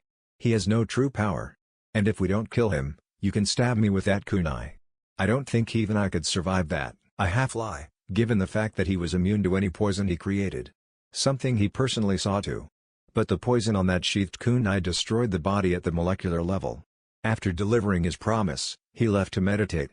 Needless to say, Kokuo was highly upset with the promise he made to the boy, as she thought he was once again playing the part of a martyr. Naruto knew that he wasn't as he fully intended to kill the little man for what he'd done to the Land of Waves. It was disgusting. Hell, he couldn't even count the number of thugs and bandits he'd put down while walking around. That night, he'd inadvertently set out through the night. He was analyzing the poison within the gauntlets of the Demon Brothers and even managed to find that the chains were made of chakra metal. He was going to have a little too much fun for hours to come. When he opened his eyes, he was face to face with a woman that was almost as beautiful as Tsunami, with expressive brown eyes and dark hair that fell to her shoulders and framed her fair face. In her arms was a basket, but he could also see the faint glint of metal within the weaving of the basket. "A senbon? You shouldn't sleep out here," she smiled. "You'll catch a cold." Naruto sat up and smiled. "It'll take a lot more than a cold to keep me down." Like a sword to the chest, he thought, chuckling at his own macabre humor. Kokuo rolled her eyes and went to sleep. Naruto and Haku continued to converse as he helped her gather herbs for her injured friend. Naruto liked her. She was kind, but blunt. Her eyes, while very expressive, held a deep sadness to them. It reminded him of his mother in a way. When he got back to Konoha, he was going to take her and his sister out. Just the 3 of them. After Haku left, he went back to Tazuna's house where he was met by a worried Tsunami and Kakashi. Surprisingly, Sakura was also worried about where he'd been. Weird, after their little talk, he and Sakura had become closer. Of course, she still obsessed over Sasuke, and Naruto still more than happily ignored it. He had the feeling, though, that tomorrow was going to be one hell of a day. Darkness comes. Many lie down to sleep. Some do not get up again. Naruto shuddered at the memory of one of the first things that Kokuo had ever told him. He just turned 6 when he became aware of her presence, and they were soon fast friends. There were times where he wondered if he and his Baijiu could ever be more than friends, but then common sense took over and forced him to question how exactly that would work itself out. Even with the blood running in his veins that caused him to live well over 300 years, he didn't know if that would be enough time. Perhaps he should have joined Uncle Orochimaru in his pursuit of perfect immortality. Nah, he'd just be another Kabuto. He could live without that. There was banging at the front door that ripped him from his thoughts. The banging became more and more violent, the wooden door soon splintering and breaking. Those bastards. Naruto thought. How dare those fucks break down someone's door like they own it? Granted, his mother often did it when his uncle Jiraiya got too handsy, but technically it wasn't her breaking it. She simply punched the ever-loving life out of the toad sage and sent him crashing into and through the nearest construct. If it wasn't one of Orochimaru's Rashomon which Naruto had been privy to on that particular day, it was a ceiling or door. Naruto sighed and ceased arguing semantics with himself as he returned to the issue at hand. Behind him, Tsunami held Inari close to her, while the boy held a loaded crossbow in his hands. He was ready to protect the woman who held onto him with the intent of taking whatever blow would come their way as she turned to protect him. It reminded him briefly of his sister that would hold him close whenever his mother went on her bi-weekly rampage. Hopefully he missed the one that no doubt almost leveled most of Konoha. Hell, he'd be surprised if there was even a Konoha left by the time he and his team returned. If there was, it wouldn't be that way long once she learned of his brief moment of martyr-like stupidity. Out of the way, brat. The taller of the two men tried to push past Naruto and scowled with the boy didn't budge an inch. Instead, the blonde stepped on his foot and loosed an uppercut into the man's stomach. Naruto had seen his mother liquefy someone's insides before, but as he did and the man expelled horrid-smelling viscera in the form of crimson liquid, he could only say that it felt weird. The man crumpled into a lifeless heap in his own liquefied innards. "Fix the damn door," he said, only to facepalm moments afterwards. He killed the man before he told them to. For fuck's sake. He thought. Ko-chan, I'm a failure. The snickering at the edge of his consciousness let him know that she found his plight entertaining. The other man standing in the broken door shook in terror. He thought that the blonde boy was nothing more than the bitch's bastard son, but he only knew he was wrong when cold blue eyes rested on his own. Before he could turn and run, a hand wrapped tightly around his throat. "Now here's the fun part," Naruto said with a sadistic smile. "You're going to answer my 2 questions truthfully and I'm going to kill you. Blink twice if you understand." "Don't you mean or, Naruto-kun?" Naruto ignored the teasing tone as the man obeyed, blinking twice before he felt both his colon and bladder relieve themselves simultaneously. The killing intent the blonde emanated through eye contact alone was unlike anything the disgraced samurai had come across before. It was both humbling and beyond terrifying. "Where is Gato?" The simple fact that the boy's voice was so calm when his eyes promised a fate worse than the man he killed moments prior was even more nightmare-inducing than the look in his eyes. The man resolved himself to, if he somehow survived this encounter, return to the land of iron and beg Mifune Dono's forgiveness. "Oh, on his way to the B bridge," he stammered out. Naruto nodded. "And why were you and your friend here?" We were just following orders.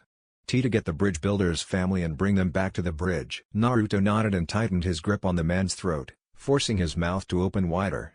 The blonde licked his lips and did the one thing he'd been dying to do since the day before the bell test. "Ninja art, poison mist." He exhaled, blowing a dense purple fog directly into the man's open mouth and nostrils before he released his grip. The disgraced samurai inhaled greedily, taking in as much oxygen as he could. His body seized up immediately, frozen and trembling. Naruto knew that it felt like every single cell within the man's body was simultaneously melting and being pierced.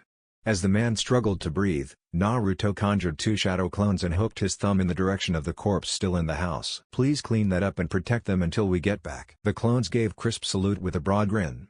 "You got it, boss." With a wink to the mother and son, who were looking at him as though he were Kami incarnate, Naruto vanished. "I see that blonde brat of yours is gone." Zabuza grinned viciously. "I still have a bone to pick with him." Kakashi said nothing, struggling to hold his ground against the missing nin, his kunai grinding against the sword. None of his usual tricks were working. It was as though their brief battle opened his mind to the mind games the Sharingan wielder normally employed to gain the upper hand. "I'll admit," Zabuza continued as he blocked a punch from the other man. "I felt a little bad for the brat taking the blade to the chest. In fact, I was hoping to get you." The Konoha scowled, having figured as much already. Something felt off. Acting off basest instinct, Kakashi backflipped away the exact moment that a shock of blonde made itself known. Boil release, unrivaled strength. Zabuza eyed Kakashi wearily, thinking it was another one of the other man's mind games. Heavenly spear kick. Snap. Zabuza arched his back involuntarily, the force of the blow forcing the grip on his blade to fade entirely. The sensation of the attack was bizarre. It was instant pain unlike anything he'd ever felt before, but in a flash it was gone and he couldn't feel anything below the waist. The older man's body was flung like a ragdoll, rolling across the bridge and landing at Kakashi's feet. His breathing was erratic, his face contorted with both pain and confusion. Truthfully speaking, Haku had been telling him to just forget the job. His tool had a sinking suspicion that this would be, perhaps, their last mission. Even now, as he stared up at the shocked and pitiful gaze of Kakashi of the Sharingan, he thought that he should have taken Haku's advice. Zabuza-sama.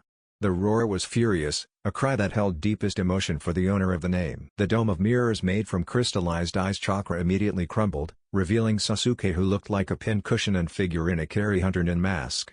In a burst of speed, the masked nin abandoned the unmoving Uchiha and appeared before Naruto. In both hands, the shinobi held 3 senbon in between the spaces of their fingers. They were fast. Lightning chakra coated Naruto's right hand, and as he ducked the initial attack, he touched the back of the masked nin's neck. Body pathway derangement. Naruto allowed the lightning chakra to attack the other shinobi's nervous system, rearranging the signals of the body. The masked nin fell, as their feet didn't seem to follow whatever directions given. Instead, they struggled to even move properly. Naruto walked up and removed the porcelain mask as Sakura rushed over to Sasuke. He gasped. "Haku," Naruto muttered, though part of him wasn't surprised. Having met literally everyone that was a citizen, she was the only one aside from the smattering of thugs and bandits that he put in the ground that he couldn't recognize. Even still, he thought nothing of helping her pick herbs for her friend's well-being. "Please, just stay still. I don't want to kill you." She glared at him with a look of deepest loathing, a look that he returned backed by monstrous killing intent. Her glare was immediately replaced by the look of fear as the killing intent worthy of tailed beast washed over her. Naruto didn't take too kindly to being glared at. Only 2 people were immune, 4 if he counted his teammates. He seldom did. There was a slow clapping as a group of some 500 men joined the shinobi on the bridge. Each of the men wielded a weapon, a sword, axe, a length of chain. Naruto giggled to himself at his luck. Now the people he was coming across were definitely utilizing chains so that he could add more and more to the jutsu he more or less created the night before he met Haku. "Well. The short man in a rather fancy suit and shades said. "What?" Naruto, cool and collected, picked up Zabuza's sword. It had a nice weight to it, ensuring that no weakling would be able to wield it.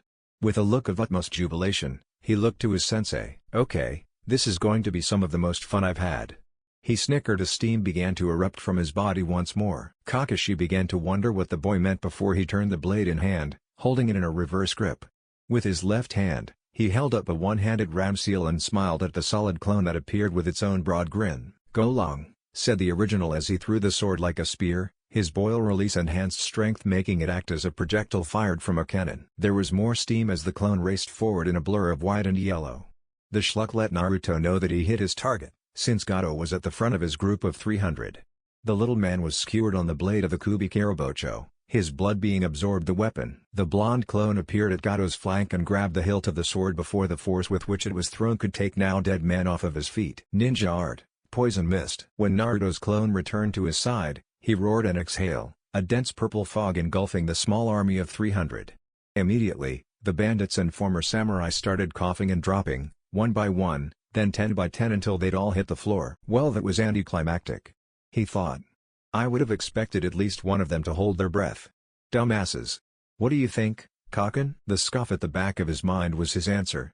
He chuckled and turned back to the group. Sakura was happy that Sasuke was okay, though she looked rather fearfully at the blonde, while Sasuke looked put off at the display of a jutsu that he'd never heard of.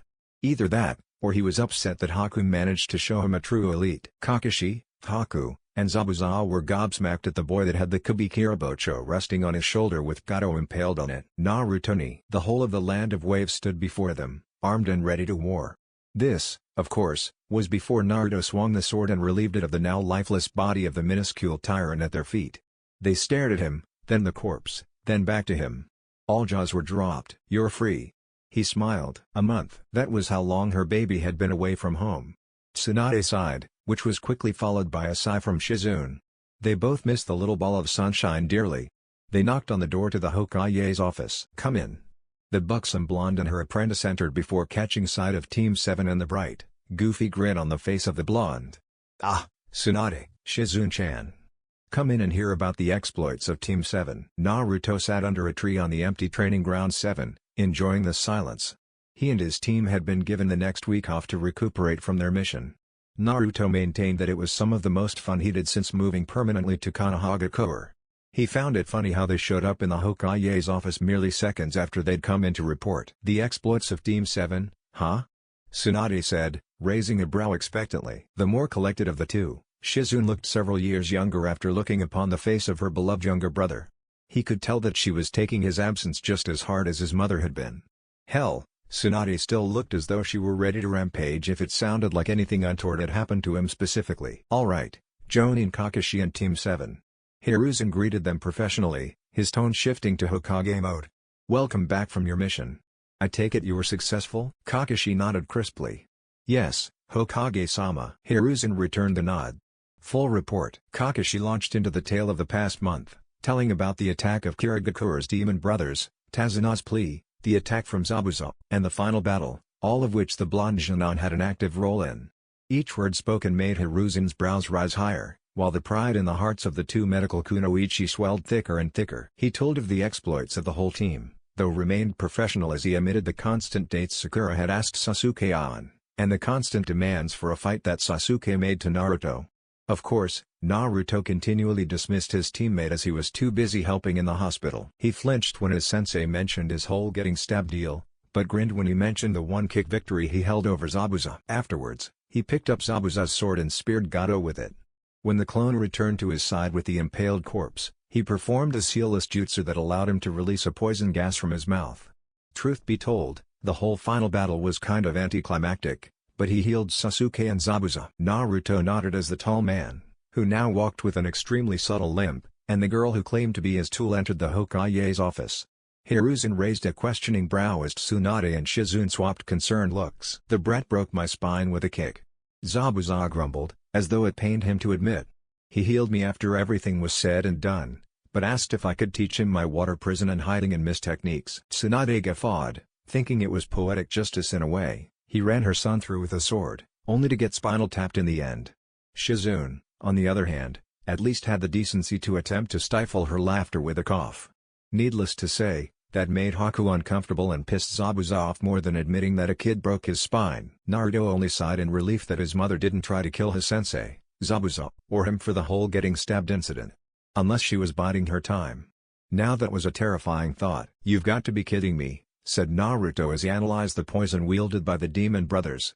"That's what I was missing for a neurotoxin formula this entire time?" He hurriedly unsealed a single notebook, flipped to the last page and wrote the chemical makeup, and antidote, and made other notes.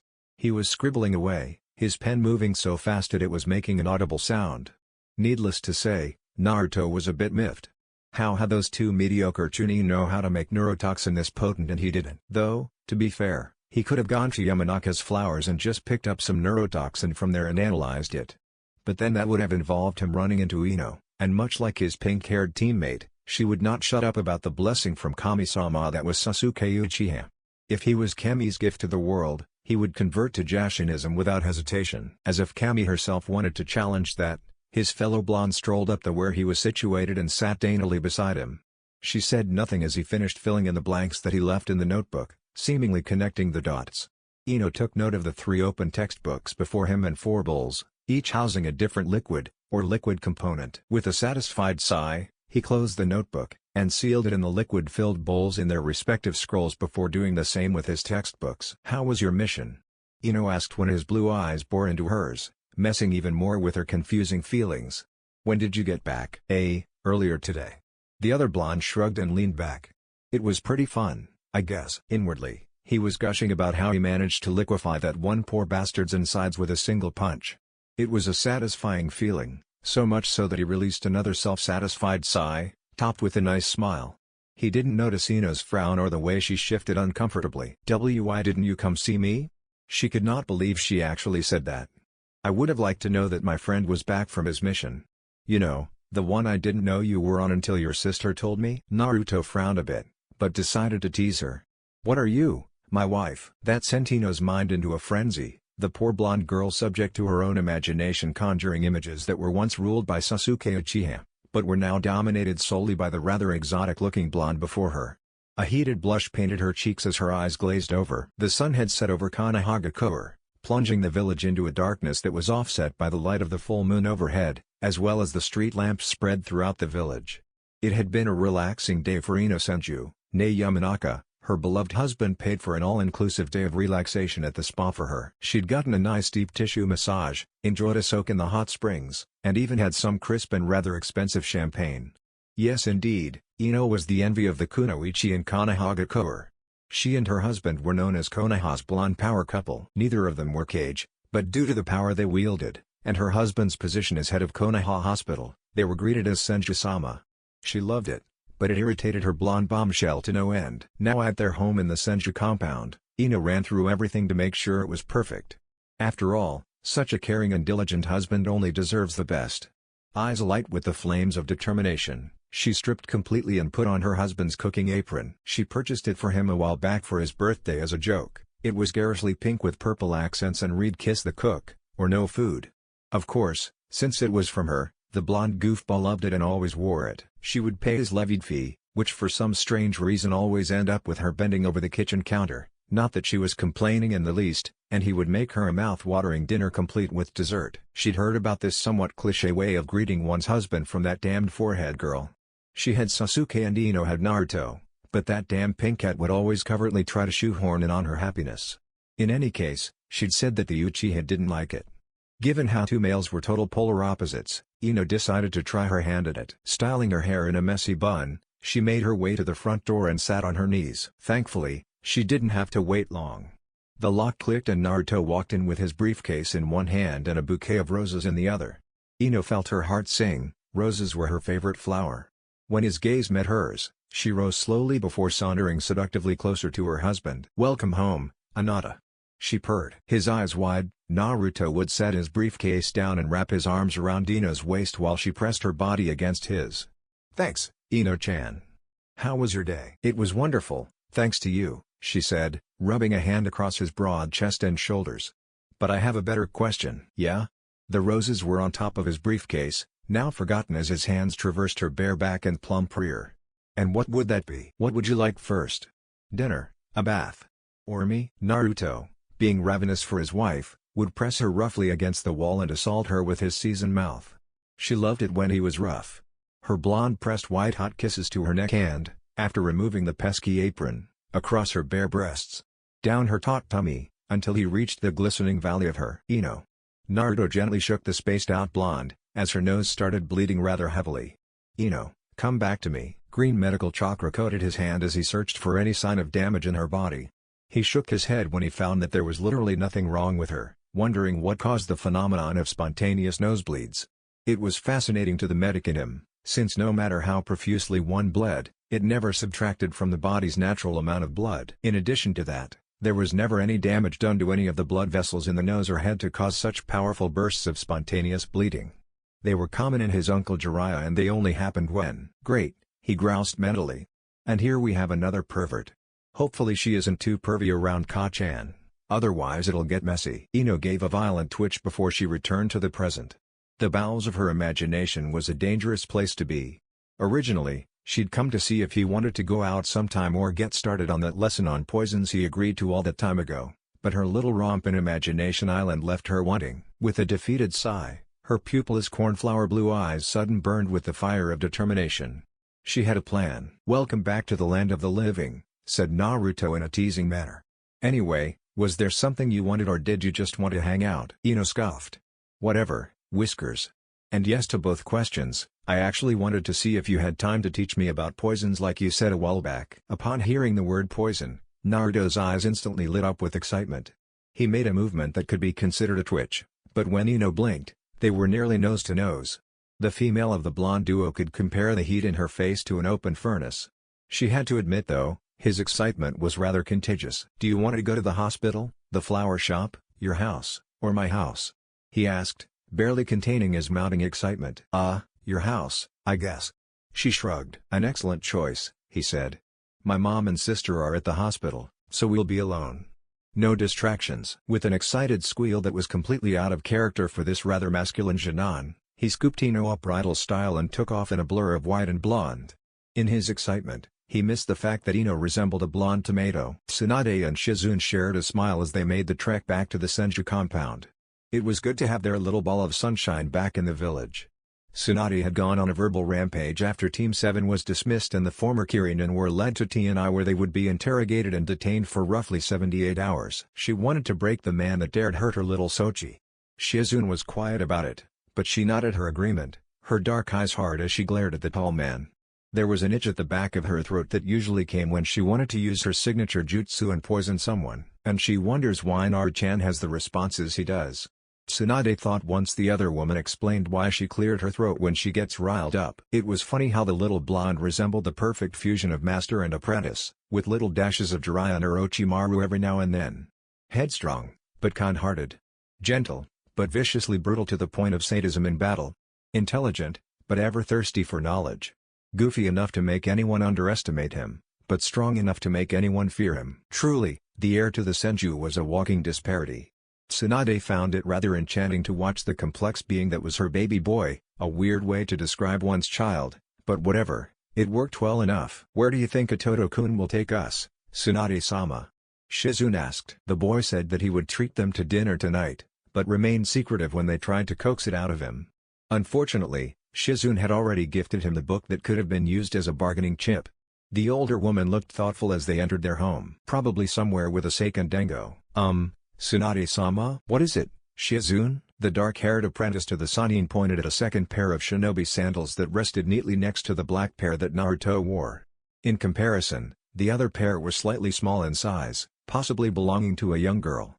A furious storm cloud could be the only thing that properly described the murderous look on Tsunade's face. She would be damned if some floozy defiled her son in their own house. With the rage of 1,000 scorned kunoichi and the stealth of the greatest Anbu, both master and apprentice raced silently upstairs. Both prayed that they didn't find the sight they imagined. Otherwise there would be hell to pay, and it would be paid with blood. Ino was astounded at the home of the Senju family, and more specifically Naruto's bedroom. Even more specifically than that, she was rather impressed with the wealth of knowledge that was held in the boy's room. 3 of the 4 walls in the bedroom were covered completely by bookshelves, each shelf loaded with various subject matters relating to medicine, anatomy, poisons and the like. Scrolls for various jutsus also littered the bookshelves. A good portion of the lower shelves were taken up by notebooks, no doubt holding the knowledge he'd gained from his travels over the years.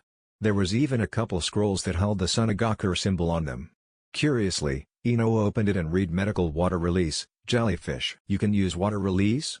she asked. From his place in a file cabinet sandwiched in between the bookshelves, Naruto made a sound of agreement. "Yeah. Water release, and fire release." That was beyond impressive. To her knowledge, Asuma-sensei could only use wind and fire release. "How can you find out what type you are?" Naruto turned to his fellow blonde with an incredulous look on his face. "You don't know what your chakra natures are?" Embarrassed, Ino shook her head. Naruto walked over to her after stopping by the desk beside the door and grabbed a square piece of paper.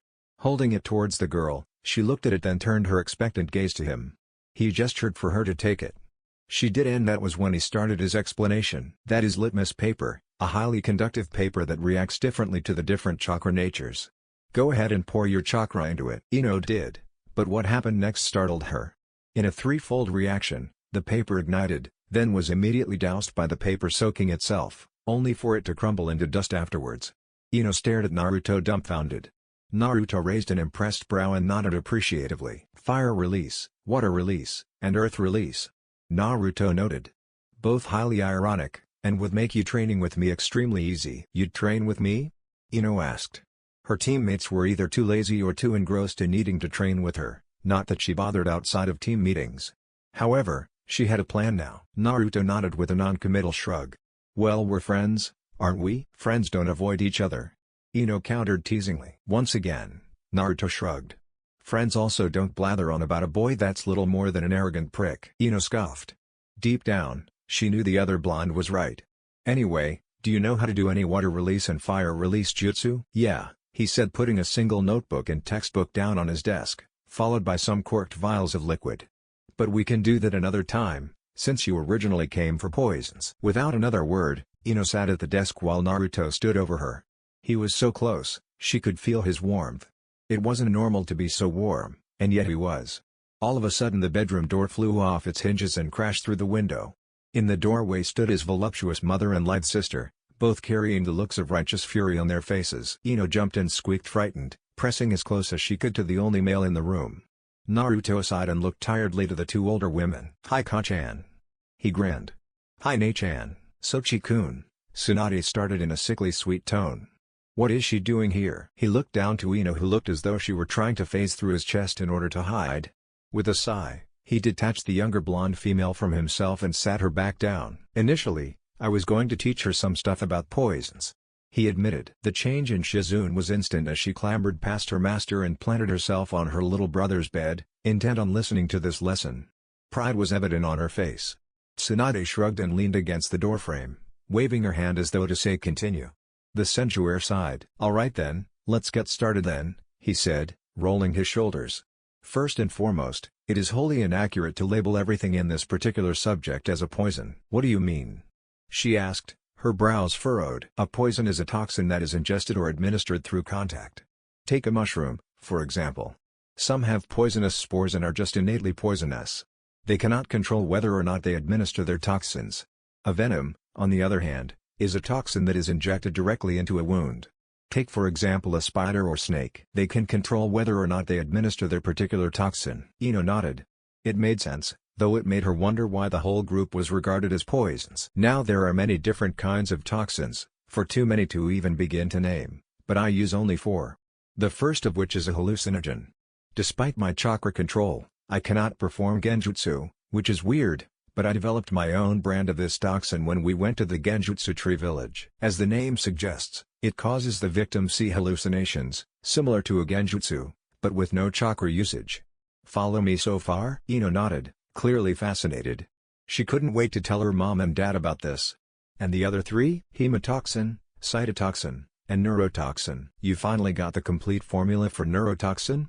Shizune asked excitedly. Naruto nodded, sharing her excitement. "I got it after analyzing the gauntlets of the demon brothers. I can show it to you if you want." Shizune nodded. "Oh, it would make paralyzing those perverted bastards that have been hitting on her for the last month so damn easy." She'd asked Naruto to help her out with it, but he'd more than likely kill the poor bastards. They didn't need that kind of problem on their hands. Anyway, a hemotoxin affects the blood. More specifically, it attacks red blood cells and causes blood to coagulate. To prove his point, Naruto poured a vial of blood in a small glass dish. After swishing it around, he grabbed a vial of red liquid and administered a drop or 2. The effect was almost immediate. The blood turned darker, and when Naruto swirled it in the bowl, it was not as free-flowing as it once was, but moved as though it were a crimson ball. It made Ino sick, but as a shinobi, she'd more than likely see worse. She's stomach dropped just thinking about it. Naruto noticed his mother stiffen and quickly tossed the whole bowl through his broken window. He gave her an apologetic look, and she smiled reassuringly. Cytotoxin works on the cellular level, destroying cell membrane and the cells of the body themselves, one by one. This eventually causes necrosis. Ino cocked her head to the side and Naruto had to resist the urge to glomp the poor girl. Necrosis? The death of all or most of the cells in an organ or tissue. Shizune translated, smiling at her brother's pout. Basically, the affected areas turn black and are effectively dead. Yeah. And the last one is neurotoxin, which attacks the central nervous system. This in and of itself causes paralysis, respiratory failure, and death. Which means, if you use it on an enemy, you would have to keep them stabilized if you needed to bring the back for interrogation. Ino nodded, her mind reeling with the information she'd just been fed. Naruto rested a hand on her shoulder and assured her that they would talk about it more in depth another time. For the time being, however, he let her borrow his copy of Beginner's Book of Poisons, Volume 1. The text was well worn, as though the Own had read it thoroughly and many times. He did, of course, but what did anyone expect of him? For the next few hours, Shizune and Tsunade had to smile as the ball of sunshine held his fellow blonde captive as he started with the most basic of the toxins he possessed, which was the hallucinogen. When the Yamanaka heiress left later, she felt the strangest urge to run to her family's store and take stock of the toxins they had. In all of the excitement of actually learning something, she'd forgotten all about the plan she'd come up with. Before she left, she made Naruto promise that they would get together tomorrow, maybe train or grab lunch. Or both. He agreed, but told her that she should probably get some sleep. The senjuer had a sinking feeling that something strange was going to happen tomorrow, but he didn't know what. "I didn't even know that you could read, Ino pig," Sakura taunted. The blonde heiress didn't even bother looking up, too engrossed in a rather familiar-looking green and purple accented book. Hell, the Yamanaka girl barely committed to the dismissive wave aimed her way. "Busy," said Ino shortly, then muttered to herself. "These marginal notes that Naruto-kun made are really good." Did she say Naruto-kun? She wondered, then aloud said. "Ah, I see you're finally realizing that Sasuke-kun isn't interested in you. Good job, pig." If the other Jonan could hear her taunts, she wasn't making it known. It was pissing Sakura off to no end. Looking over the other girl's shoulder, She noticed that Ino was reading something titled Beginner's Book of Poison, if the name at the top of the page was anything to go by. Was that Naruto's book? Why was Ino Pig reading her teammate's book? She may not be interested in him romantically, nor would she ever admit that she was ever so slightly curious, but she was still slightly possessive over her teammates. He tanked a blade for her, after all. He deserved her kindness. Why do you have Naruto's book, Pig? She snatched the volume away and was met instantly with a blood-chilling glare. Ino glared at her former best friend and rival like she never glared at anyone before. Give it back. Though she shivered, the mild killing intent that Ino was giving off sending her mind into flashbacks of her encounters with Zabuza. The pink hat stood her ground. Even though she was fairly certain that by further taunting the Yamanaka heiress, she was nominating herself to be target practice for her clan's hidden jutsu that would literally melt her mind. Why do you have Naruto's book? She asked again. The blonde kunoichi stood and snatched the volume back, still glaring at the other Junon. She snarled at her former friend. Naruto-kun gave it to me, since he's going to start training me. Besides, why do you care? A foreign sense of jealousy crawled thickly through her veins, foreign because it was in no way related to her beloved Sasuke-kun. She knew it was most likely because the blonde had offered to help her train as well. Hold up. Naruto-kun? Ino slipped a bookmark to save the page she was on as she stood and turned her back on her former friend. Yes. Naruto-kun. Go ahead and pursue Sasuke to your heart's content. To say that Ino Yamanaka was thoroughly pissed off would be an understatement. The conversation between herself and her former friend from the day prior weighed heavily on her mind. Leave it to that damn billboard brow to ruin my good mood. The blonde thought bitterly. It happened roughly an hour after she left Naruto's house. She made her way to the Dango restaurant to grab herself some dinner and dessert while she went ahead and read through Chapter 6, Introduction to Hallucinogens, but the pink hat showed up and ruined her mood. When Ino returned home after that conversation, her parents found her room torn asunder while she stared rather longingly at the book. Needless to say, she sat her parents down and had a long conversation with them. Her mother was proud that she was finally getting serious about her studies and had found someone to help advance the young blonde. Her father, on the other hand, was just glad she was over this obsessive devotion to Sasuke Uchiha. He could scarcely have a conversation with his precious dandelion without that damn brat being brought up. His relief was brief, however, as she regaled them with the tale of Naruto Senju. Inoiki Yamanaka had a single thought. Well fuck. Her mother told the blonde to invite the young man over for dinner, but to the rising panic of her father, Inoiki could do nothing more than bluster and stutter as his wife pulled him rather happily from their daughter's room. Ino couldn't help but think about how fast she'd gotten over her obsession. It was distracting, when she actually paid attention to it. One day she was praying her heart out to Kami-sama above, hoping against hope that she would be on a team with the last Uchiha. Then all of a sudden this boy comes in with hair like the sun and managed to tear her attention away from who she believed to be her soulmate at the time. Now he was sharing her knowledge with her. She grinned slightly before cleaning her room. It was more than Sasuke did. The rest of the week was rather uneventful. When Naruto had time, which was more often than not, Ino was with him. If they weren't having a lesson, then they were training. If they weren't training, then they were just enjoying each other's company. Sometimes, they would not train until much later and just enjoy being around each other. As much as Ino loathed sweating, she could already feel the results of her physical training. She had more energy, she could focus more, and her skin when not drenched in sweat had more of a glow to it. With the help of the younger of the blonde Senju, Ino mastered water walking. Asuma-sensei was good for something, seeing as how she had already mastered tree walking. As good and relatively uneventful as the week was, it wasn't without its low points. Fortunately, or unfortunately from Ino's perspective, those low points came in the form of her rival. Sakura Haruno seemed to be splitting her time between fawning over Sasuke and trying to get in between Ino and Naruto. Naruto, of course, didn't notice, or if he did, he didn't care. Neither option was really outside of the realm of possibility. By Saturday, however, Ino had enough. You're doing great, Ino. Naruto praised with a smile. Just maintain the chakra flow. Ino's hands were forming the snake hand seal and she was flowing earth chakra throughout her skin. Her normally fair skin was noticeably darker, a deeper brown than the earth below.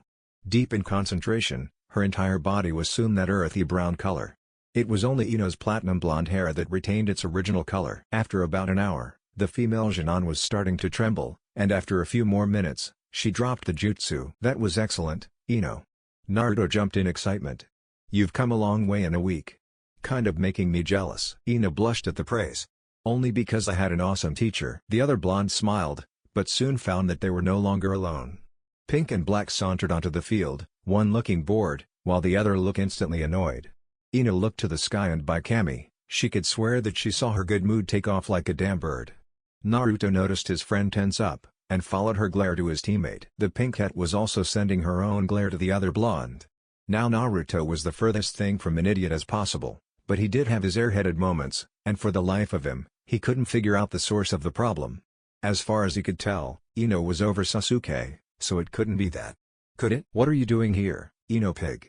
Sakura snarled. Had the pink cat possessed any manner of strength or ability, that snarl might have given Naruto pause. But given who his mother and sister were, it was more like a kitten trying to be a tiger, or a puppy trying to be a wolf. "Didn't know I needed your permission to do anything in this village, forehead," Ino snapped. "Unless I should start calling you Hokage-sama." Naruto expertly stifled his laugh by disguising it as a cough. He looked away in the direction of the brooding Uchiha and was instantly reminded of how much he wanted to bury him. He was almost done with his special project and was waiting on the slightest cue to break the boy. For now, however, the boy was practicing his shuriken jutsu. The repetitive dull thunk of his shuriken and kunai hitting the tree was kind of hypnotic. Turning his attention back to the other blonde and the pink cat, he found himself looking into a pair of iridescent eyes and another pair of pupilless cornflower blue eyes. "I'm sorry, what?" he asked sheepishly, rubbing the back of his head in embarrassment. Ino's eyes, once hard from glaring at her former friend, softened instantly when they met his cerulean whirlpools. "When are you going to take me out on a date, Naruto-kun?" "Okay, that settled it, she was over Sasuke." Sakura glared harsher still at the blonde female, which Naruto had no idea was possible. If looks could kill, his friend would have been dead several hundred times over. It was quite intimidating. Ino caught the look and turned her own glare to the pink cat. "Hey forehead, do you mind? Sasuke is over there," she said dismissively. "A date?" said Naruto thoughtfully. What did you have in mind?" "Dinner with my family," said Ino. "Tonight. Bring your mom and sister." She ran off mere seconds before Kakashi-sensei made his presence known. The rest of the day was spent training, though Sakura was in a noticeably worse mood than when her crush rejected her. Naruto had a single thought that reverberated throughout his mind for the entirety of the day. Would that even count as a date? "It's very nice to meet the young man responsible for kicking my daughter's training into gear," said Akemi with a dazzling smile. Ino's mother, a brunette that held an air of regality about her, chewed her rice thoughtfully as she and Inoiki scrutinized the sunny blonde boy that looked as though nothing in the world could touch him. In truth, given his two family members and his own strength, attested to by Ino herself, nothing probably could touch him. Given his status as heir to the Senju clan, only a fool would dare lay a hand on the boy within the walls of Konohagakure. Still, the older of the blonde males didn't take too kindly to boys getting too close to his baby girl. Said baby girl was eyeing the boy intently, hanging on to his every word when he spoke, and making sure Inoiki himself didn't say anything untoward. "Ino is incredibly intelligent," said Naruto. "I'm surprised she didn't make Kunoichi of the year." The Genin blushed furiously at his praise and continued to eat in silence. Of course, he knew why she didn't make Kunoichi of the year. Sakura is such a bookworm that only she had the ability to continuously fawn over Sasuke and still have maintained top marks in class. He wouldn't hold that over her head, however. Akemi chuckled at the praise her daughter received. "Nevertheless, we thank you for getting her in gear. I, personally, was afraid her little crush would hamper her potential." "Kasan." The blonde girl hissed. Naruto chuckled as well. "I'm only glad I can help." Inoiki continued to scrutinize the youngest of the Senju, something that didn't escape the notice of Tsunade. The matriarch of the Senju clan had spent the entire trip to the Yamanaka compound in a state of irritability, grumbling the entire time about floozies trying to steal her Naruto-chan. Naruto of course promised her that he wouldn't be going anywhere, and that even if he and Ino ended up in a more intimate relationship, that he would still be her little Naruto-chan. That managed to cheer the buxom blonde up to a degree, but look, the other blonde adult was giving her beloved Sochi was riling her up. "Anata," Akemi said dangerously. Inoiki turned his gaze to his wife, and the pair seemed to be having a heated, yet silent debate. A debate that ended when Akemi's right brow twitched. The Yamanaka clan had blushed furiously and cleared his throat. He looked back to Naruto. Akemi smiled at Naruto and said, "Well, Naruto-san, what do you specialize in?" "Medical ninjutsu and taijutsu." He answered easily. "Taijutsu, you say?" Inochi asked with intrigue. Naruto went into the details of the usage of his boil-release Kekkei Genkai and what it did. The questions and answers went back and forth for the remainder of dinner, some aimed at Tsunade and other at Shizune, while the majority stayed with the younger blonde male. Somewhere towards the end of the dinner, however, Naruto made a rather important discovery. There are way too many blondes in this house, he thought, then paled. By Kami, if Ino and I have kids, there's a good chance they'll all be blonde. While after dinner tea was being served by Akemi, the question that Naruto was waiting on finally showed up. Shizune and Tsunade had to admit that they were having a relatively good time, at least until Inoiki opened his mouth again. "What are your intentions for my daughter?" he asked. Naruto just stared at the man, questing and more than a little curious. All eyes were on him, he could feel it. To make her happy and keep her that way, I suppose. In truth, while he could see himself dating Ino a little more clearly than previous, he still didn't really have any particular intentions. Unless he was in an operating theater or on a mission, he lived by a whatever happens will happen kind of creed. If he and Ino did end up together, then he would cherish her and do his damnedest to keep her happy. If they didn't, then there would be no point in him feeling negatively about it. Inoiki nodded approvingly. As the Senju trio rose, the Yamanaka trio walked them to the door. Sharing a firm handshake with Naruto, and a still firmer handshake with Tsunade, he saw them off. Akemi hugged the trio. Ino conversed rather shortly with Naruto about a mission that was coming up for Team 10. He nodded and told her that he would drop by in the morning to hand her off some supplies. She thanked him and, with a blush, pressed light kiss to his cheek. Shizune kept a firm grip on her master and mother figure to ensure that she didn't thrash the poor girl for showing their ball of sunshine some affection. His face went blank before he smiled and pulled her into a warm hug. "What the hell do you mean Shikamaru's sick?" Ino shouted to her sensei. Asuma sighed as he took a long drag of his premium cigarette, much to Ino's annoyance. Choji shifted uncomfortably in his spot. They needed another Genin in order to take this C-ranked mission. The son of the Sandaime wondered briefly as Kurenai would let him borrow one of her Genin, but Ino interrupted him at once. "We could take Naruto-kun," she offered. Both Asuma and Choji looked at her as though she'd grown another head. For the past 2 months, Ino had said little to nothing about Sasuke, which all male members of Team 10 were thankful to Kami above for, and spent more time reading books on poisons. In truth, it made them all more than a little uneasy, since they were all convinced that she would poison one or all of them. She'd even taken to asking Asuma for tougher train, most of which included him striking her with his full power while she kept up B-rank Earth release jutsu. So for her to add the kun honorific to another boy's name meant something serious. Either way, Asuma heard about the boy's time in the land of Wave and was beyond impressed. Medical ninjutsu, taijutsu, ninjutsu, he was a wild card that would make anyone think twice. With a shrug, he smiled and they headed towards the Hokage Tower. When they got there, however, Naruto was in the Hokage's office with a tall man that had to have been Zabuza. "He and Haku can live in the Senju compound with us, Gigi." The boy clapped the taller man on the shoulder, much to the former Kirinin's annoyance. "There's more than enough houses and no one is dumb enough to set foot in there." The Sandaime took a long, thoughtful drag from his pipe, and blew the smoke from his nose. After a moment's thought, he nodded. "Be back here tomorrow at 9 o'clock sharp with Haku for your respective tests." Zabuza nodded respectfully before turning to find 3 members of Team 10. He nudged the blonde beside him and jerked his head in their direction. The moment he saw Ino, a bright smile lit up his face, but he held his silence. "For now, anyway." "Morning, Tosan." Asuma grinned. "We're here for a C-rank mission." Hiruzen nodded sagely. "Ah, and where is Shikamaru-kun?" "Sick." "Do you have a temporary replacement?" All eyes went to Ino, who was staring with a blush at Naruto. No one spoke, but all in attendance connected the dots rather quickly. Still realizing that they needed to give verbal confirmation, Asuma nodded and nominated Naruto.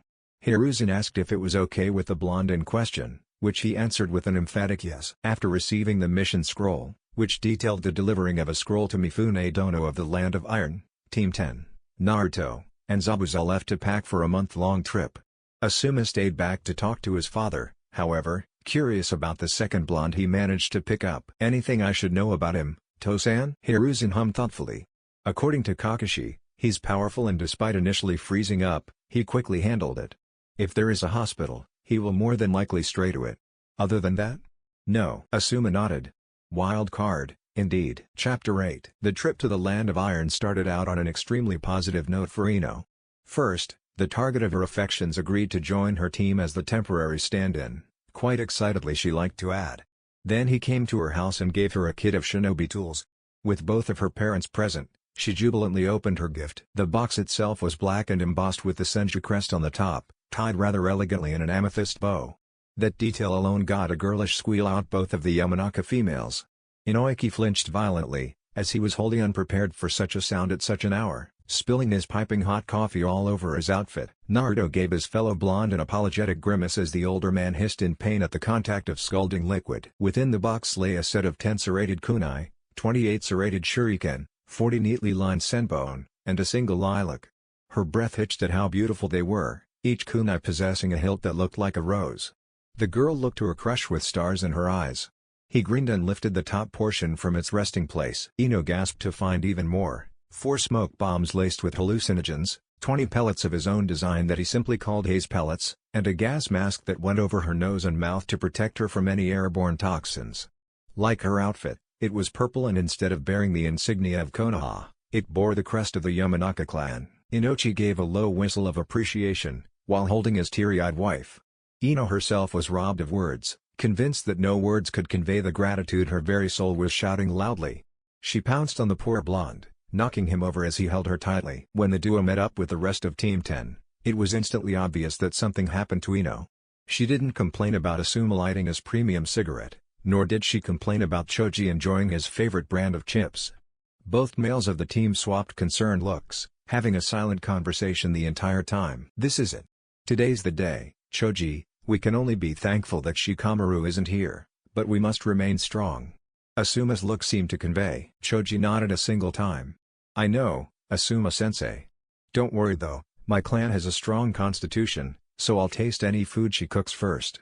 If it tastes weird, I'll spit it out and we'll make a run for it." Naruto walked up with Ino pressing rather closely to him.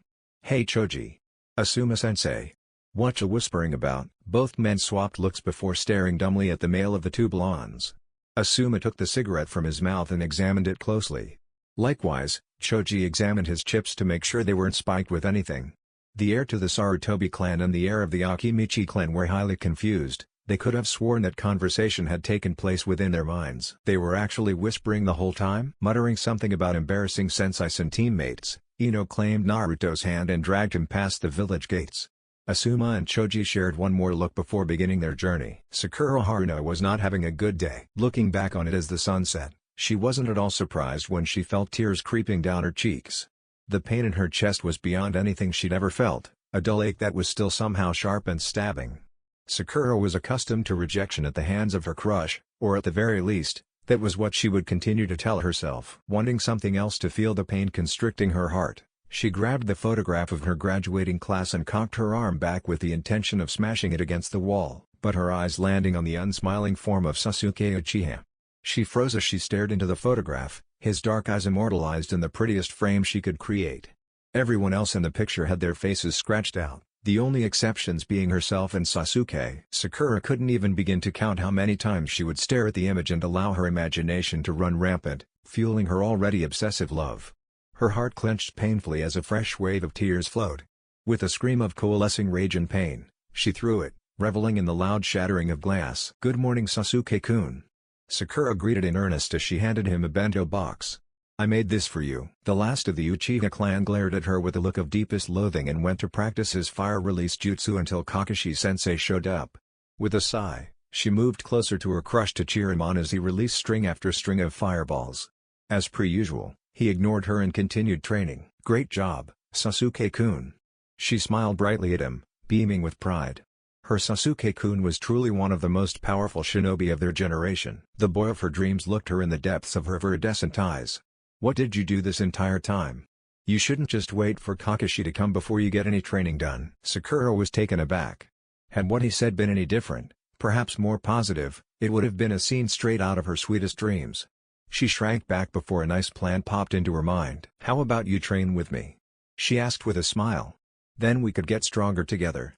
Perhaps we could finally go on a date afterwards." "Why would I lower myself to your level?" he asked with a sneer. At least Ino got stronger. "I might even take her from that blonde idiot." That hurt more than Sakura was willing to admit. What does that damn pig have that I don't? Strength. Clan jutsu that would have made up for her worthlessness. She isn't a stalker. He paused and shuddered as though looking through less than savory memories. Not as much as you, anyway.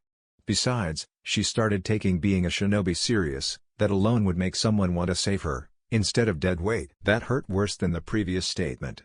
I can get stronger, Sasuke-kun. I just and need some help. The boy scoffed. I'm surprised the idiot saved you from Zabuza. Maybe if you didn't make it back, we would have gotten a teammate that wouldn't hold me back." At that moment, Sakura felt as though she were the one who Zabuza stabbed. Her entire world came crashing down around her as her heart constricted painfully, seeming like it was going to burst from his cold words. Without another word, she turned around and sprinted towards her house, intent on trying to outrun the pain lacerating her insides. She heard him say one last thing. Pathetic. Sakura Haruno was not having a good day. It was safe to say that she was indeed having the worst day of her life. With a broken heart and aching head, she curled up under her blankets and cried herself to sleep. There was one thought she held on to like a lifeline, however. A single memory from their time in the land of Wave. The past is in the past. We're teammates. He'd told her with that kind smile that's seemingly unique to him, and him alone.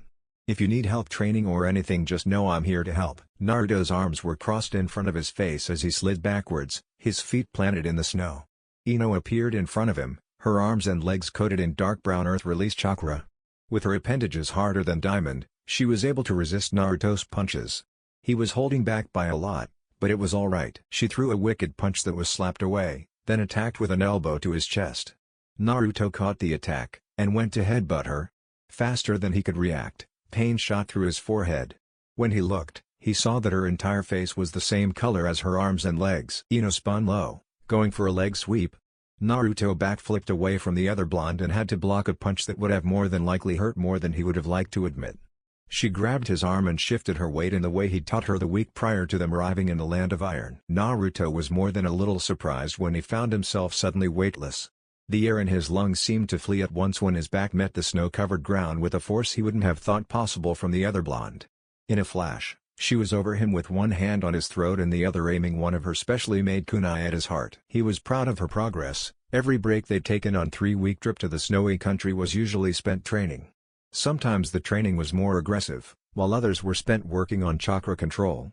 Having mastered the Earth Spear and Mud Spore, Naruto thought to teach her 2 more jutsu and work on her taijutsu. Ino was breathing heavily, but that was only due to her exertions in the freezing cold. She was currently straddling her blonde's abdomen with her serrated kunai aimed to kill. But she completely at the mercy of the other Junon. The Yamanaka clan heiress couldn't tear her gaze from the blue eyes of the senjuer. His eyes, whirlpools of liquid cerulean, were so hypnotic that they seemed to drag her very consciousness to their azure depths. Ino was drowning in a pair of eyes that seemed to be an amalgam of several shades of blue, and as she continued to fight against the sapphire waves that were dragging her further and further down, she didn't notice face moving closer to Naruto's. Naruto's breathing had picked up as the other blonde's face moved closer, lips coming dangerously close to his own. He had no problem with it. The past 3 weeks had been most insightful. He knew her. She knew him. Fears, motivations, aspirations, inspirations, likes, dislikes, favorite color, favorite books, least favorite activity. They knew the other's answer. Just yesterday rather brazenly claimed Naruto as her own, uncaring of the slack-jawed stares of her sensei and teammate. "Naruto-kun," he hummed, letting her know that he was listening despite his attention being on the delicate operation of adding a powered hallucinogenic compound to his smoke bombs. He was on the last one, and once he corked the bomb, he looked up, giving the other blonde his full attention. "What's up, Ino-chan?" Trying to ignore the fact that her stomach exploded into frenzied butterflies and that her heart began to flutter at the honorific, she looked at him, her dazzling blue eyes holding his in a death grip. Asuma and Choji looked up from the bag of chips and cigarette respectively, curious as to what was about to happen. It was no secret that Ino and Naruto were close and had gotten closer over the course of the mission. Not that Asuma minded, glad that his pupil found a reason grow stronger. The blonde male even helped Choji develop his techniques and grow more confident. "You're mine now," she said simply. "Got it?" Naruto tilted his head to the left as he shook his smoke bombs to properly mix the contents. Asuma's jaw instantly went slack, his cigarette falling from his lips. Likewise, Choji dropped his chips. The oldest of the males cursed silently as he had to now fish the last of his cigarettes from his pocket. "Yours how?" he asked innocently, before dawning lit his eyes. "My Keikoibito," she muttered, then a little louder and with more aggression, she said. "You're my boyfriend, damn it." Naruto pondered this for a moment, before shrugging. "Okay, Ino-chan." For the briefest of moments, as Ino proceeded to happily snuggle into the side of the other blonde, Asuma wondered if it was truly that easy. Could he just walk up to Kurenai Yuhi, stare her dead in her ruby eyes, and just say, "Hey Kurenai, you're my girlfriend now. Alright?" Granted, Regardless of how shy his student was around her fellow blonde, she was quite the bold one. He, on the other hand, was more conservative. As Naruto pressed his lips to the crown of Ino's head, prompting the girl to snuggle even closer, Asuma came to a single decision. Fuck it. He nodded, the flames of determination alight in his eyes. I'm going for it. They were close, so close. There was no Team 10. There was no snow, no kunai. Just blue and blonde. And in a move as brave as it was borderline instinctive, their lips brushed against each other with a feather-light touch. At that moment, Ino was at peace with the very world. Her heart was jackhammering against her ribs so hard, she could swear she was going to end up bruised. Naruto deepened the kiss when he felt Ino's hand run through his hair. Asuma cleared his throat and Ino activated her Earth Release, Earth Spear as a reflex, looking up in surprise. Naruto grabbed the wrist of the hand that held his throat and, taking advantage of her temporary shock, flipped them so that he was on top. I win, Ino-chan. He kissed her cheek before rising, helping the other blonde up as he did. Is it time for us to head out, Asuma-sensei? Asuma nodded with a knowing grin. I wasn't interrupting anything, was I? Ino was tempted to take her sensei's life at that moment. Damn it, sensei. Bastard knew that he was interrupting something. The blonde girl huffed and took her blonde's hand, stomping her way back to the camp. The next few hours were spent in a frustrated and contemplative silence. Ino was silently fuming, resisting the ever-present urge to spin and drown her sensei in one of the newest Earth-released jutsu Hikoibito helped her learn. With a sigh, she glanced at the other blonde who kept his gaze trained forward, his eyes hard. Ino squeezed his hand. When he looked at her, his eyes softened instantly. Her eyes were curious, questioning. Naruto turned his gaze forward again. We're not alone, he said. He turned and caught a blade that was aimed at Ino's shoulder blade, his blue eyes murderous. Visible blue chakra surrounded the blade, sharpening it enough to draw blood from the boy's hand. Steam rose from his body as he snapped the sword in half and viciously uppercut the samurai, the man rising 10 feet in the air before landing in an unceremonious heap. Ino threw some of her shuriken at the 3 samurai that were rushing her, as Choji and Asuma were already dealing with some of their own. The Sarutobi air clashed blades with the 3 samurai on him with a seasoned ease. Careful, he warned his Genon. Samurai are trained to kill shinobi. Choji began panicking as he curled up into his human boulder technique in an attempt to flatten the enemies targeting him. Ino-chan. The other blonde ran through hand seals at an alarming speed. Earth Release, Mud Spore. A river of mud was conjured, powerful enough to wash away the seemingly endless amounts of samurai that were continually coming behind trees and from the distance. Not bothering with the hand seal, she went directly to flowing the Earth Release chakra around the entire of her body the moment the chakra sabers collided with her chest and stomach. Since the jutsu made her flesh harder than diamond, the blade bounced harmlessly off of her. Acting on pure instinct, she broke the arms and legs of whatever poor bastard entered her range as Naruto was put samurai down that were starting to swarm Asuma and Choji. Boil Release, Skilled Mist. When he exhaled, a dense white fog filled the surrounding area, though thankfully, he possessed a degree of control over it. The fog itself began melting the armor of the samurai as well as their chakra-enhanced sabers. Team 10 was standing back to back, each shinobi ready to go down fighting. At least, that was the resolve until a single man with a neatly trimmed mustache and beard made himself known. Unlike the other swordsmen, he didn't wear a helmet or face mask.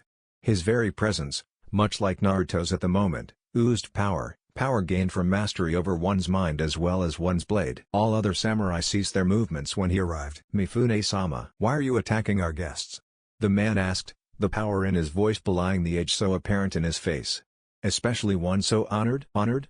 Was the single thought running through the minds of Team 10, until all eyes went to a beyond pissed off Naruto, his normally blue eyes now a sinister crimson. The blonde boy struck first. The warrior closest to Asuma said. And besides, Mifune-sama, look at those who are members of our order. In the snow lay samurai, some burned, some crushed, and others broken.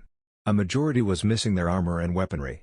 Mifune and Naruto shared a look, one that told of the internal war they were having. It has been a long time, Naruto Dono. The elder samurai bowed. I do hope you'll forgive my samurai for attacking you and your party. Chapter 9. As Naruto settled into a room and proceeded to treat the numerous samurai that descended on the team with the intent to kill, Ino stayed in the room with him and watched him work. For the most part, the swordsmen were silent. That changed when he started treating one of the warriors that suffered at the hands of his heavenly spear kick. This, of course, resulted in several fractured ribs since the armor, which had been rendered beyond repair, had taken the brunt of the attack. The blonde senju had to commend the samurai and the craftsmanship of their armor, Had the man not been wearing it, he would have suffered a similar fate to Zabuza. "You're lucky you caught me off guard, brat." The other man spat. "Otherwise, I would have decapitated you." Naruto looked at the man and released an obscene amount of killing intent. "Then perhaps I should just slit your throat and be done with it." The man said nothing else, sweating profusely as his eyes began bulging, his pupils dilating in sheer terror. "It's very unwise to threaten the one healing you.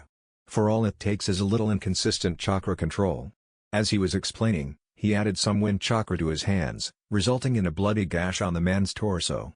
He cried out in pain, but it was quieted to a whimper as the sliced flesh began to mend itself. And the healing becomes a mulling. For the rest of the procedure, the samurai said nothing but continued to look on at the blonde boy in fear.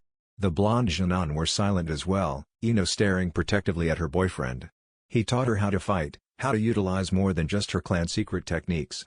He helped her bring her endurance up to the point where she could more than likely keep up with a Chunin. So she knew he was more than capable of taking care of himself. Add the fact that he was literally a walking poison factory, and that just tripled his lethality. Yet, she was waiting on something, anything to happen to him. If it did, she would spring into action and end it without remorse. The next few hours saw nothing more than the rest of the warriors, now with minor injuries or concussions, being treated. Ino was glad no one else spoke against her blonde the way that bald man did, otherwise, she would have to interrupt the other Junon's delicate healing procedures. When Naruto was finished, he still wanted to go and train a bit. Ino was gobsmacked. She knew her man was a machine when it came to endurance and chakra, but this was ridiculous. To go from all-out combat, to non-stop healing, to training was insane. Even for her walking poison factory. "Oh no you don't, Whiskers." Ino stood in front of him with her arms crossed. "You're going to take your blonde ass into the room Mifune Dono gave us and you're going to take a nap." Naruto raised a questioning brow, unused to anyone that wasn't his mother or sister talking to him in such a manner. "Oh? And if I don't?" Her earth spear activated instinctively. The message was clear, "Then I'll make you." The Yamanaka heiress had gotten scary with that jutsu, and Naruto couldn't have been prouder. He smiled and took her darkened hand. The jutsu receded immediately and her face was dusted with a soft blush. The look of stubborn happiness was short-lived, however, as a girl with red hair gasped as she saw the other blonde. Ino saw the girl start sprinting, the sword at her waist wobbling in place.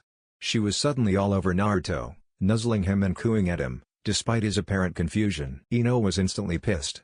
Who the fuck was this redhead slut that dared to put those dirty hands on her man?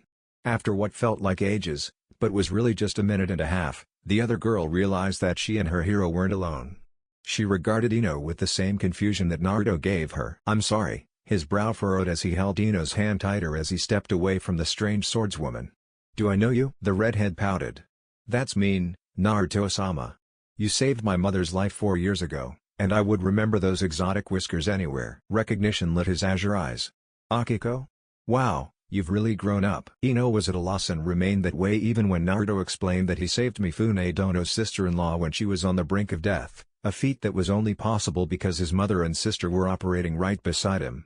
He was in charge of the operation, sure, but he deferred to them often. He knew how he would feel if either of them were taken from him, so he would be damned if he let someone else lose their mother. The rest of their short stay found Ino burning with rage, her very skin almost as hot as Naruto's when he utilized his Kekkei Genkai.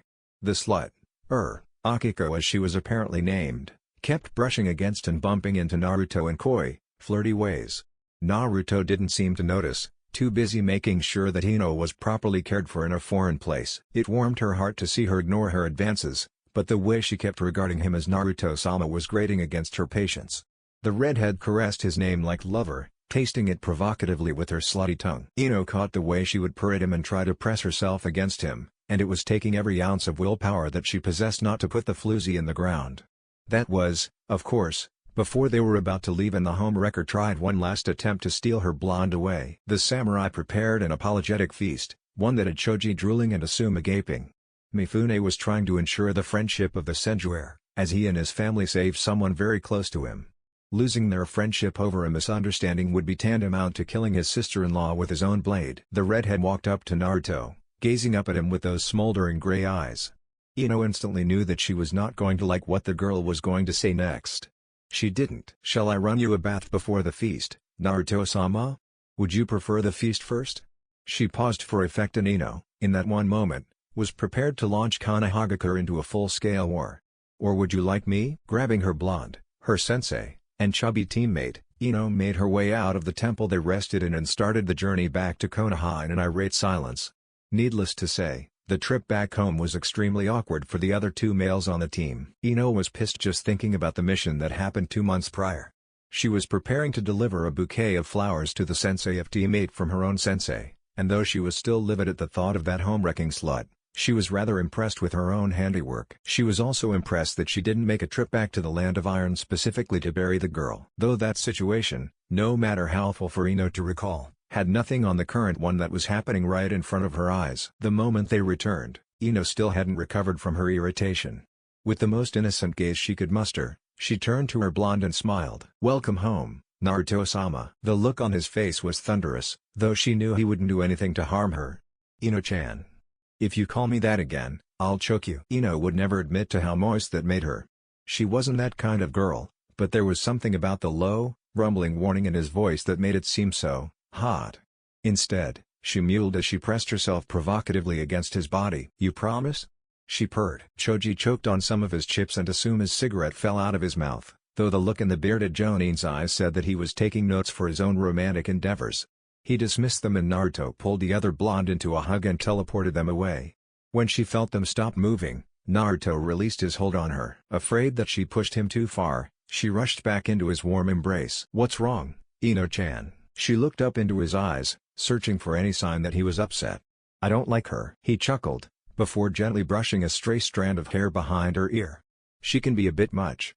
"Okay, she can be a lot much, but I'm still proud of the way you handled it. I ended up dragging you and Choji and Sensei through the snow." He nodded. "But you still trusted me to ignore her." If he had any idea as to how close Ino came to ending the redhead's life, he didn't make it known. Once again, he relinquished his hold on her and she allowed him to. When she looked around, she saw that they were on Training Ground 7. As she continued to scan the immediate area, she saw one of the two faces she could have gone years without seeing. "Naruto?" Sakura Haruno made herself known, no doubt having been spying on their personal moment. "Can I talk to you, please?" Planting a kiss on Ino's forehead that immediately quelled the rage starting to bubble in her chest, he nodded. "Sure, what's up?" "Alone. If you don't mind." Ino snapped.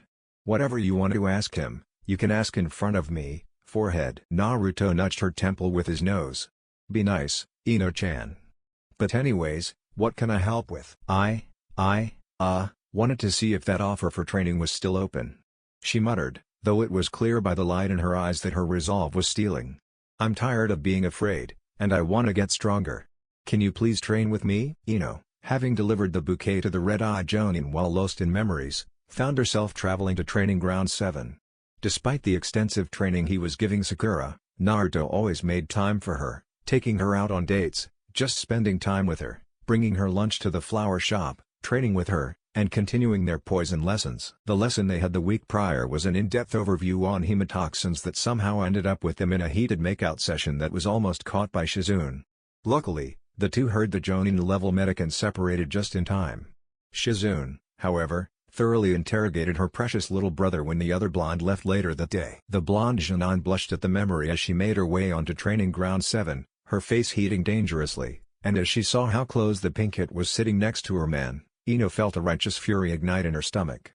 She looked to the left to see him with 3 academy-age students with his poison supplies, a textbook, and 3 sets of thick gloves. The kids looked as though they were devout followers in a faith, listening to the words of their living god. Confused, she looked above her blonde and the forehead girl to see Naruto reading A Master's Guide to Poison, Volume 1. Ino had to wonder if her lovable poison factory read anything other than medical textbooks and poisoners' texts. The blonde in the tree looked up to find Ino coming closer. When he smiled, it was so bright that Ino felt as though her heart would stop at any moment. The other versions of Naruto looked up at her, winked and smiled respectively, and went back to their various tasks.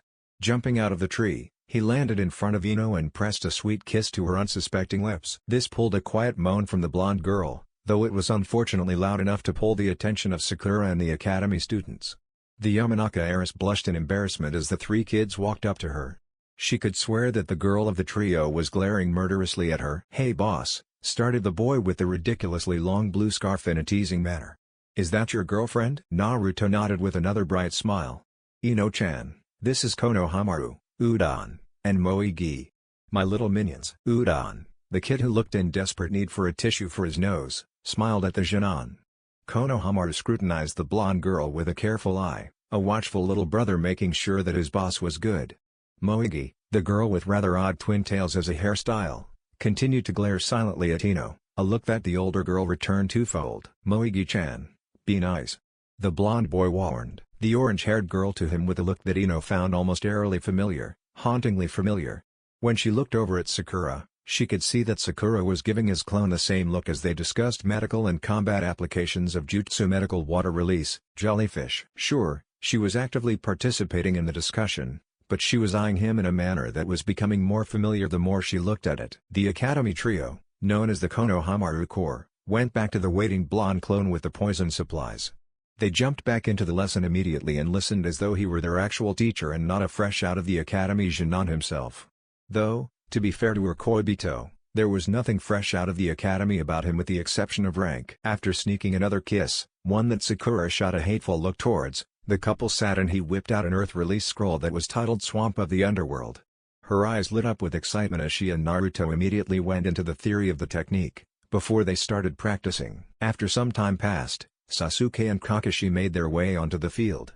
When they saw 3 copies of Naruto in the middle of various lessons, they didn't know what to think. By this point, Sakura was practicing some basic Kenjutsu kata with dark-bladed Tanto. Ino was having a taijutsu spar while looking as though she was wearing a dark full-body suit, while the 3 academy kids, one of whom Kakashi recognized as the Sandaime's grandson, were crafting smoke bombs with a dash of jet black powder. Sasuke, who just finished some personalized training with Kakashi, looked over at his 2 teammates with a mixture of stunned surprise and something close to pride. At least now, no one would hold him back from his ultimate ambition. As Ino's skin tone returned to her normal color, that was with her Naruto vanished, as did the one with Sakura. Both Kunoichi sank to the ground, sweaty and panting. He moved closer to the blonde Kunoichi. Kakashi had noticed a drastic change in his cute little pink-haired Jinan while Naruto was gone, and a change that was still more drastic when he returned. For the past 2 months, she started developing toned muscles. She became faster, stronger, more able to think in the middle of several stimuli appearing at once. It was beautiful to see, but as the sensei to Team 7, he was a tad depressed that he couldn't claim to have anything to do with it. "Hey Ino-chan," Sasuke started, ignoring the look of utter disgust in her pretty blue eyes. "What do you say we go out sometime? Maybe some lunch or some shopping?" The Yamanaka heiress moved closer, her hard eyes squinting as she thoroughly examined either of his cheeks, then his forehead. She looked up to his hair, then turned her gaze to his outfit. No whiskers, no senju seal on your forehead, no spiky blonde hair, no haori with 5 on it. She noted as Sakura tried her damnedest to not laugh at the stunned look on the Uchiha's face. "You're not my Koibito. So why are you asking me out, Uchiha?" Even Kakashi was gobsmacked, though his mask hid his expression well. It was no secret that Sakura and Ino were the biggest members of Sasuke's fan club back in the academy. Yet now, you can't possibly be serious about that blonde reject. He scoffed. Kakashi noticed Sakura draw her Tanto and the little girl whip out a kunai, no doubt given to her by his blonde Jinan. It was a strange sight, seeing Sakura ready to cut her former crush in order to protect her teammate from being insulted in his absence. "You know what, Uchiha?" Ino started, her right hand becoming that same dark color it was while was sparring with Naruto. "If you can tell me the chemical compound of a neurotoxin and how it relates to a hematoxin, then I'll go out with you." The last of the Uchiha looked to Kakashi for help, but the Jonin wasn't of any use in any way when it came to toxins. Sakura's eyes lit up like she knew the answer, but stayed in her place. The 3 academy students giggled, discussing the answer amongst themselves, while the remaining Naruto clone looked both proud and highly amused. He felt like a proud father as he looked to the Konohamaru Corps, and decided that he rather liked that feeling. It was funny since he didn't know the chemical composition of a neurotoxin either, at least, not until the Demon Brothers. Though he did know the composition of hematoxin. Ino did, indeed, have a beautiful mind. "Well?" She tapped her foot impatiently. "I'm waiting." Stumped, he left the training field absently with his brow furrowed in concentration, muttering to himself about chemical compositions, hematoxin, and neurotoxin. He'd heard of neurotoxins before. Hell, who hadn't? But it was the hematoxin that was throwing him for a loop. Sasuke, a genius in his own right, had no clue what the Kunoichi was talking about. He knew that hema meant blood and toxin was a poison. Perhaps the Uchiha archives had something on it. In truth, he'd been counting on her obsessive crush on him. Her devotion belonged solely to the Senju now, Maybe he could try for Sakura instead of wasting valuable training time searching for an answer. She'd finally become worthy of an effort on his behalf when she took his advice and started training seriously. Kakashi was staring in the direction that Sasuke went, glad that he already told him about his announcement. Soon enough, Naruto returned carrying 2 bottles of water, each going to one of the kunoichi. Sakura and Ino gulped the water down, but Ino picked up and checked her watch. "I have to go, Naruto-kun," she panted. "Asuma-sensei said he had to talk to us. I'll drop by the compound later." She pressed a light kiss to his lips and left, bidding Kakashi a good day. Both Moegi and Sakura looked as though they'd swallowed something bitter. The clone overseeing the academy trio packed up the supplies and sealed it into a scroll before throwing it to the original and dispelling. The Konohamaru Corps ran up to Naruto and hugged him before leaving. Sakura, having sheathed her blade before she received her water from the blonde, stood next to him with an obvious blush on her face, though his attention was on their sensei. "Well then, my cute little Janan, I hope you're not too tired for a couple of D-ranked missions." Blonde and Pinkette swapped a look of disgust before turning back to Kakashi. The blonde of the pair was the one to speak. "Do you have anything more exciting?" The older man smiled, pulling out 2 sheets of paper. "I was hoping you'd ask. It's time for the Chunin exams, and I nominated Team 7. That's the end, guys. If you enjoyed, then make sure to leave a comment. This is Chaos Shinobi signing off.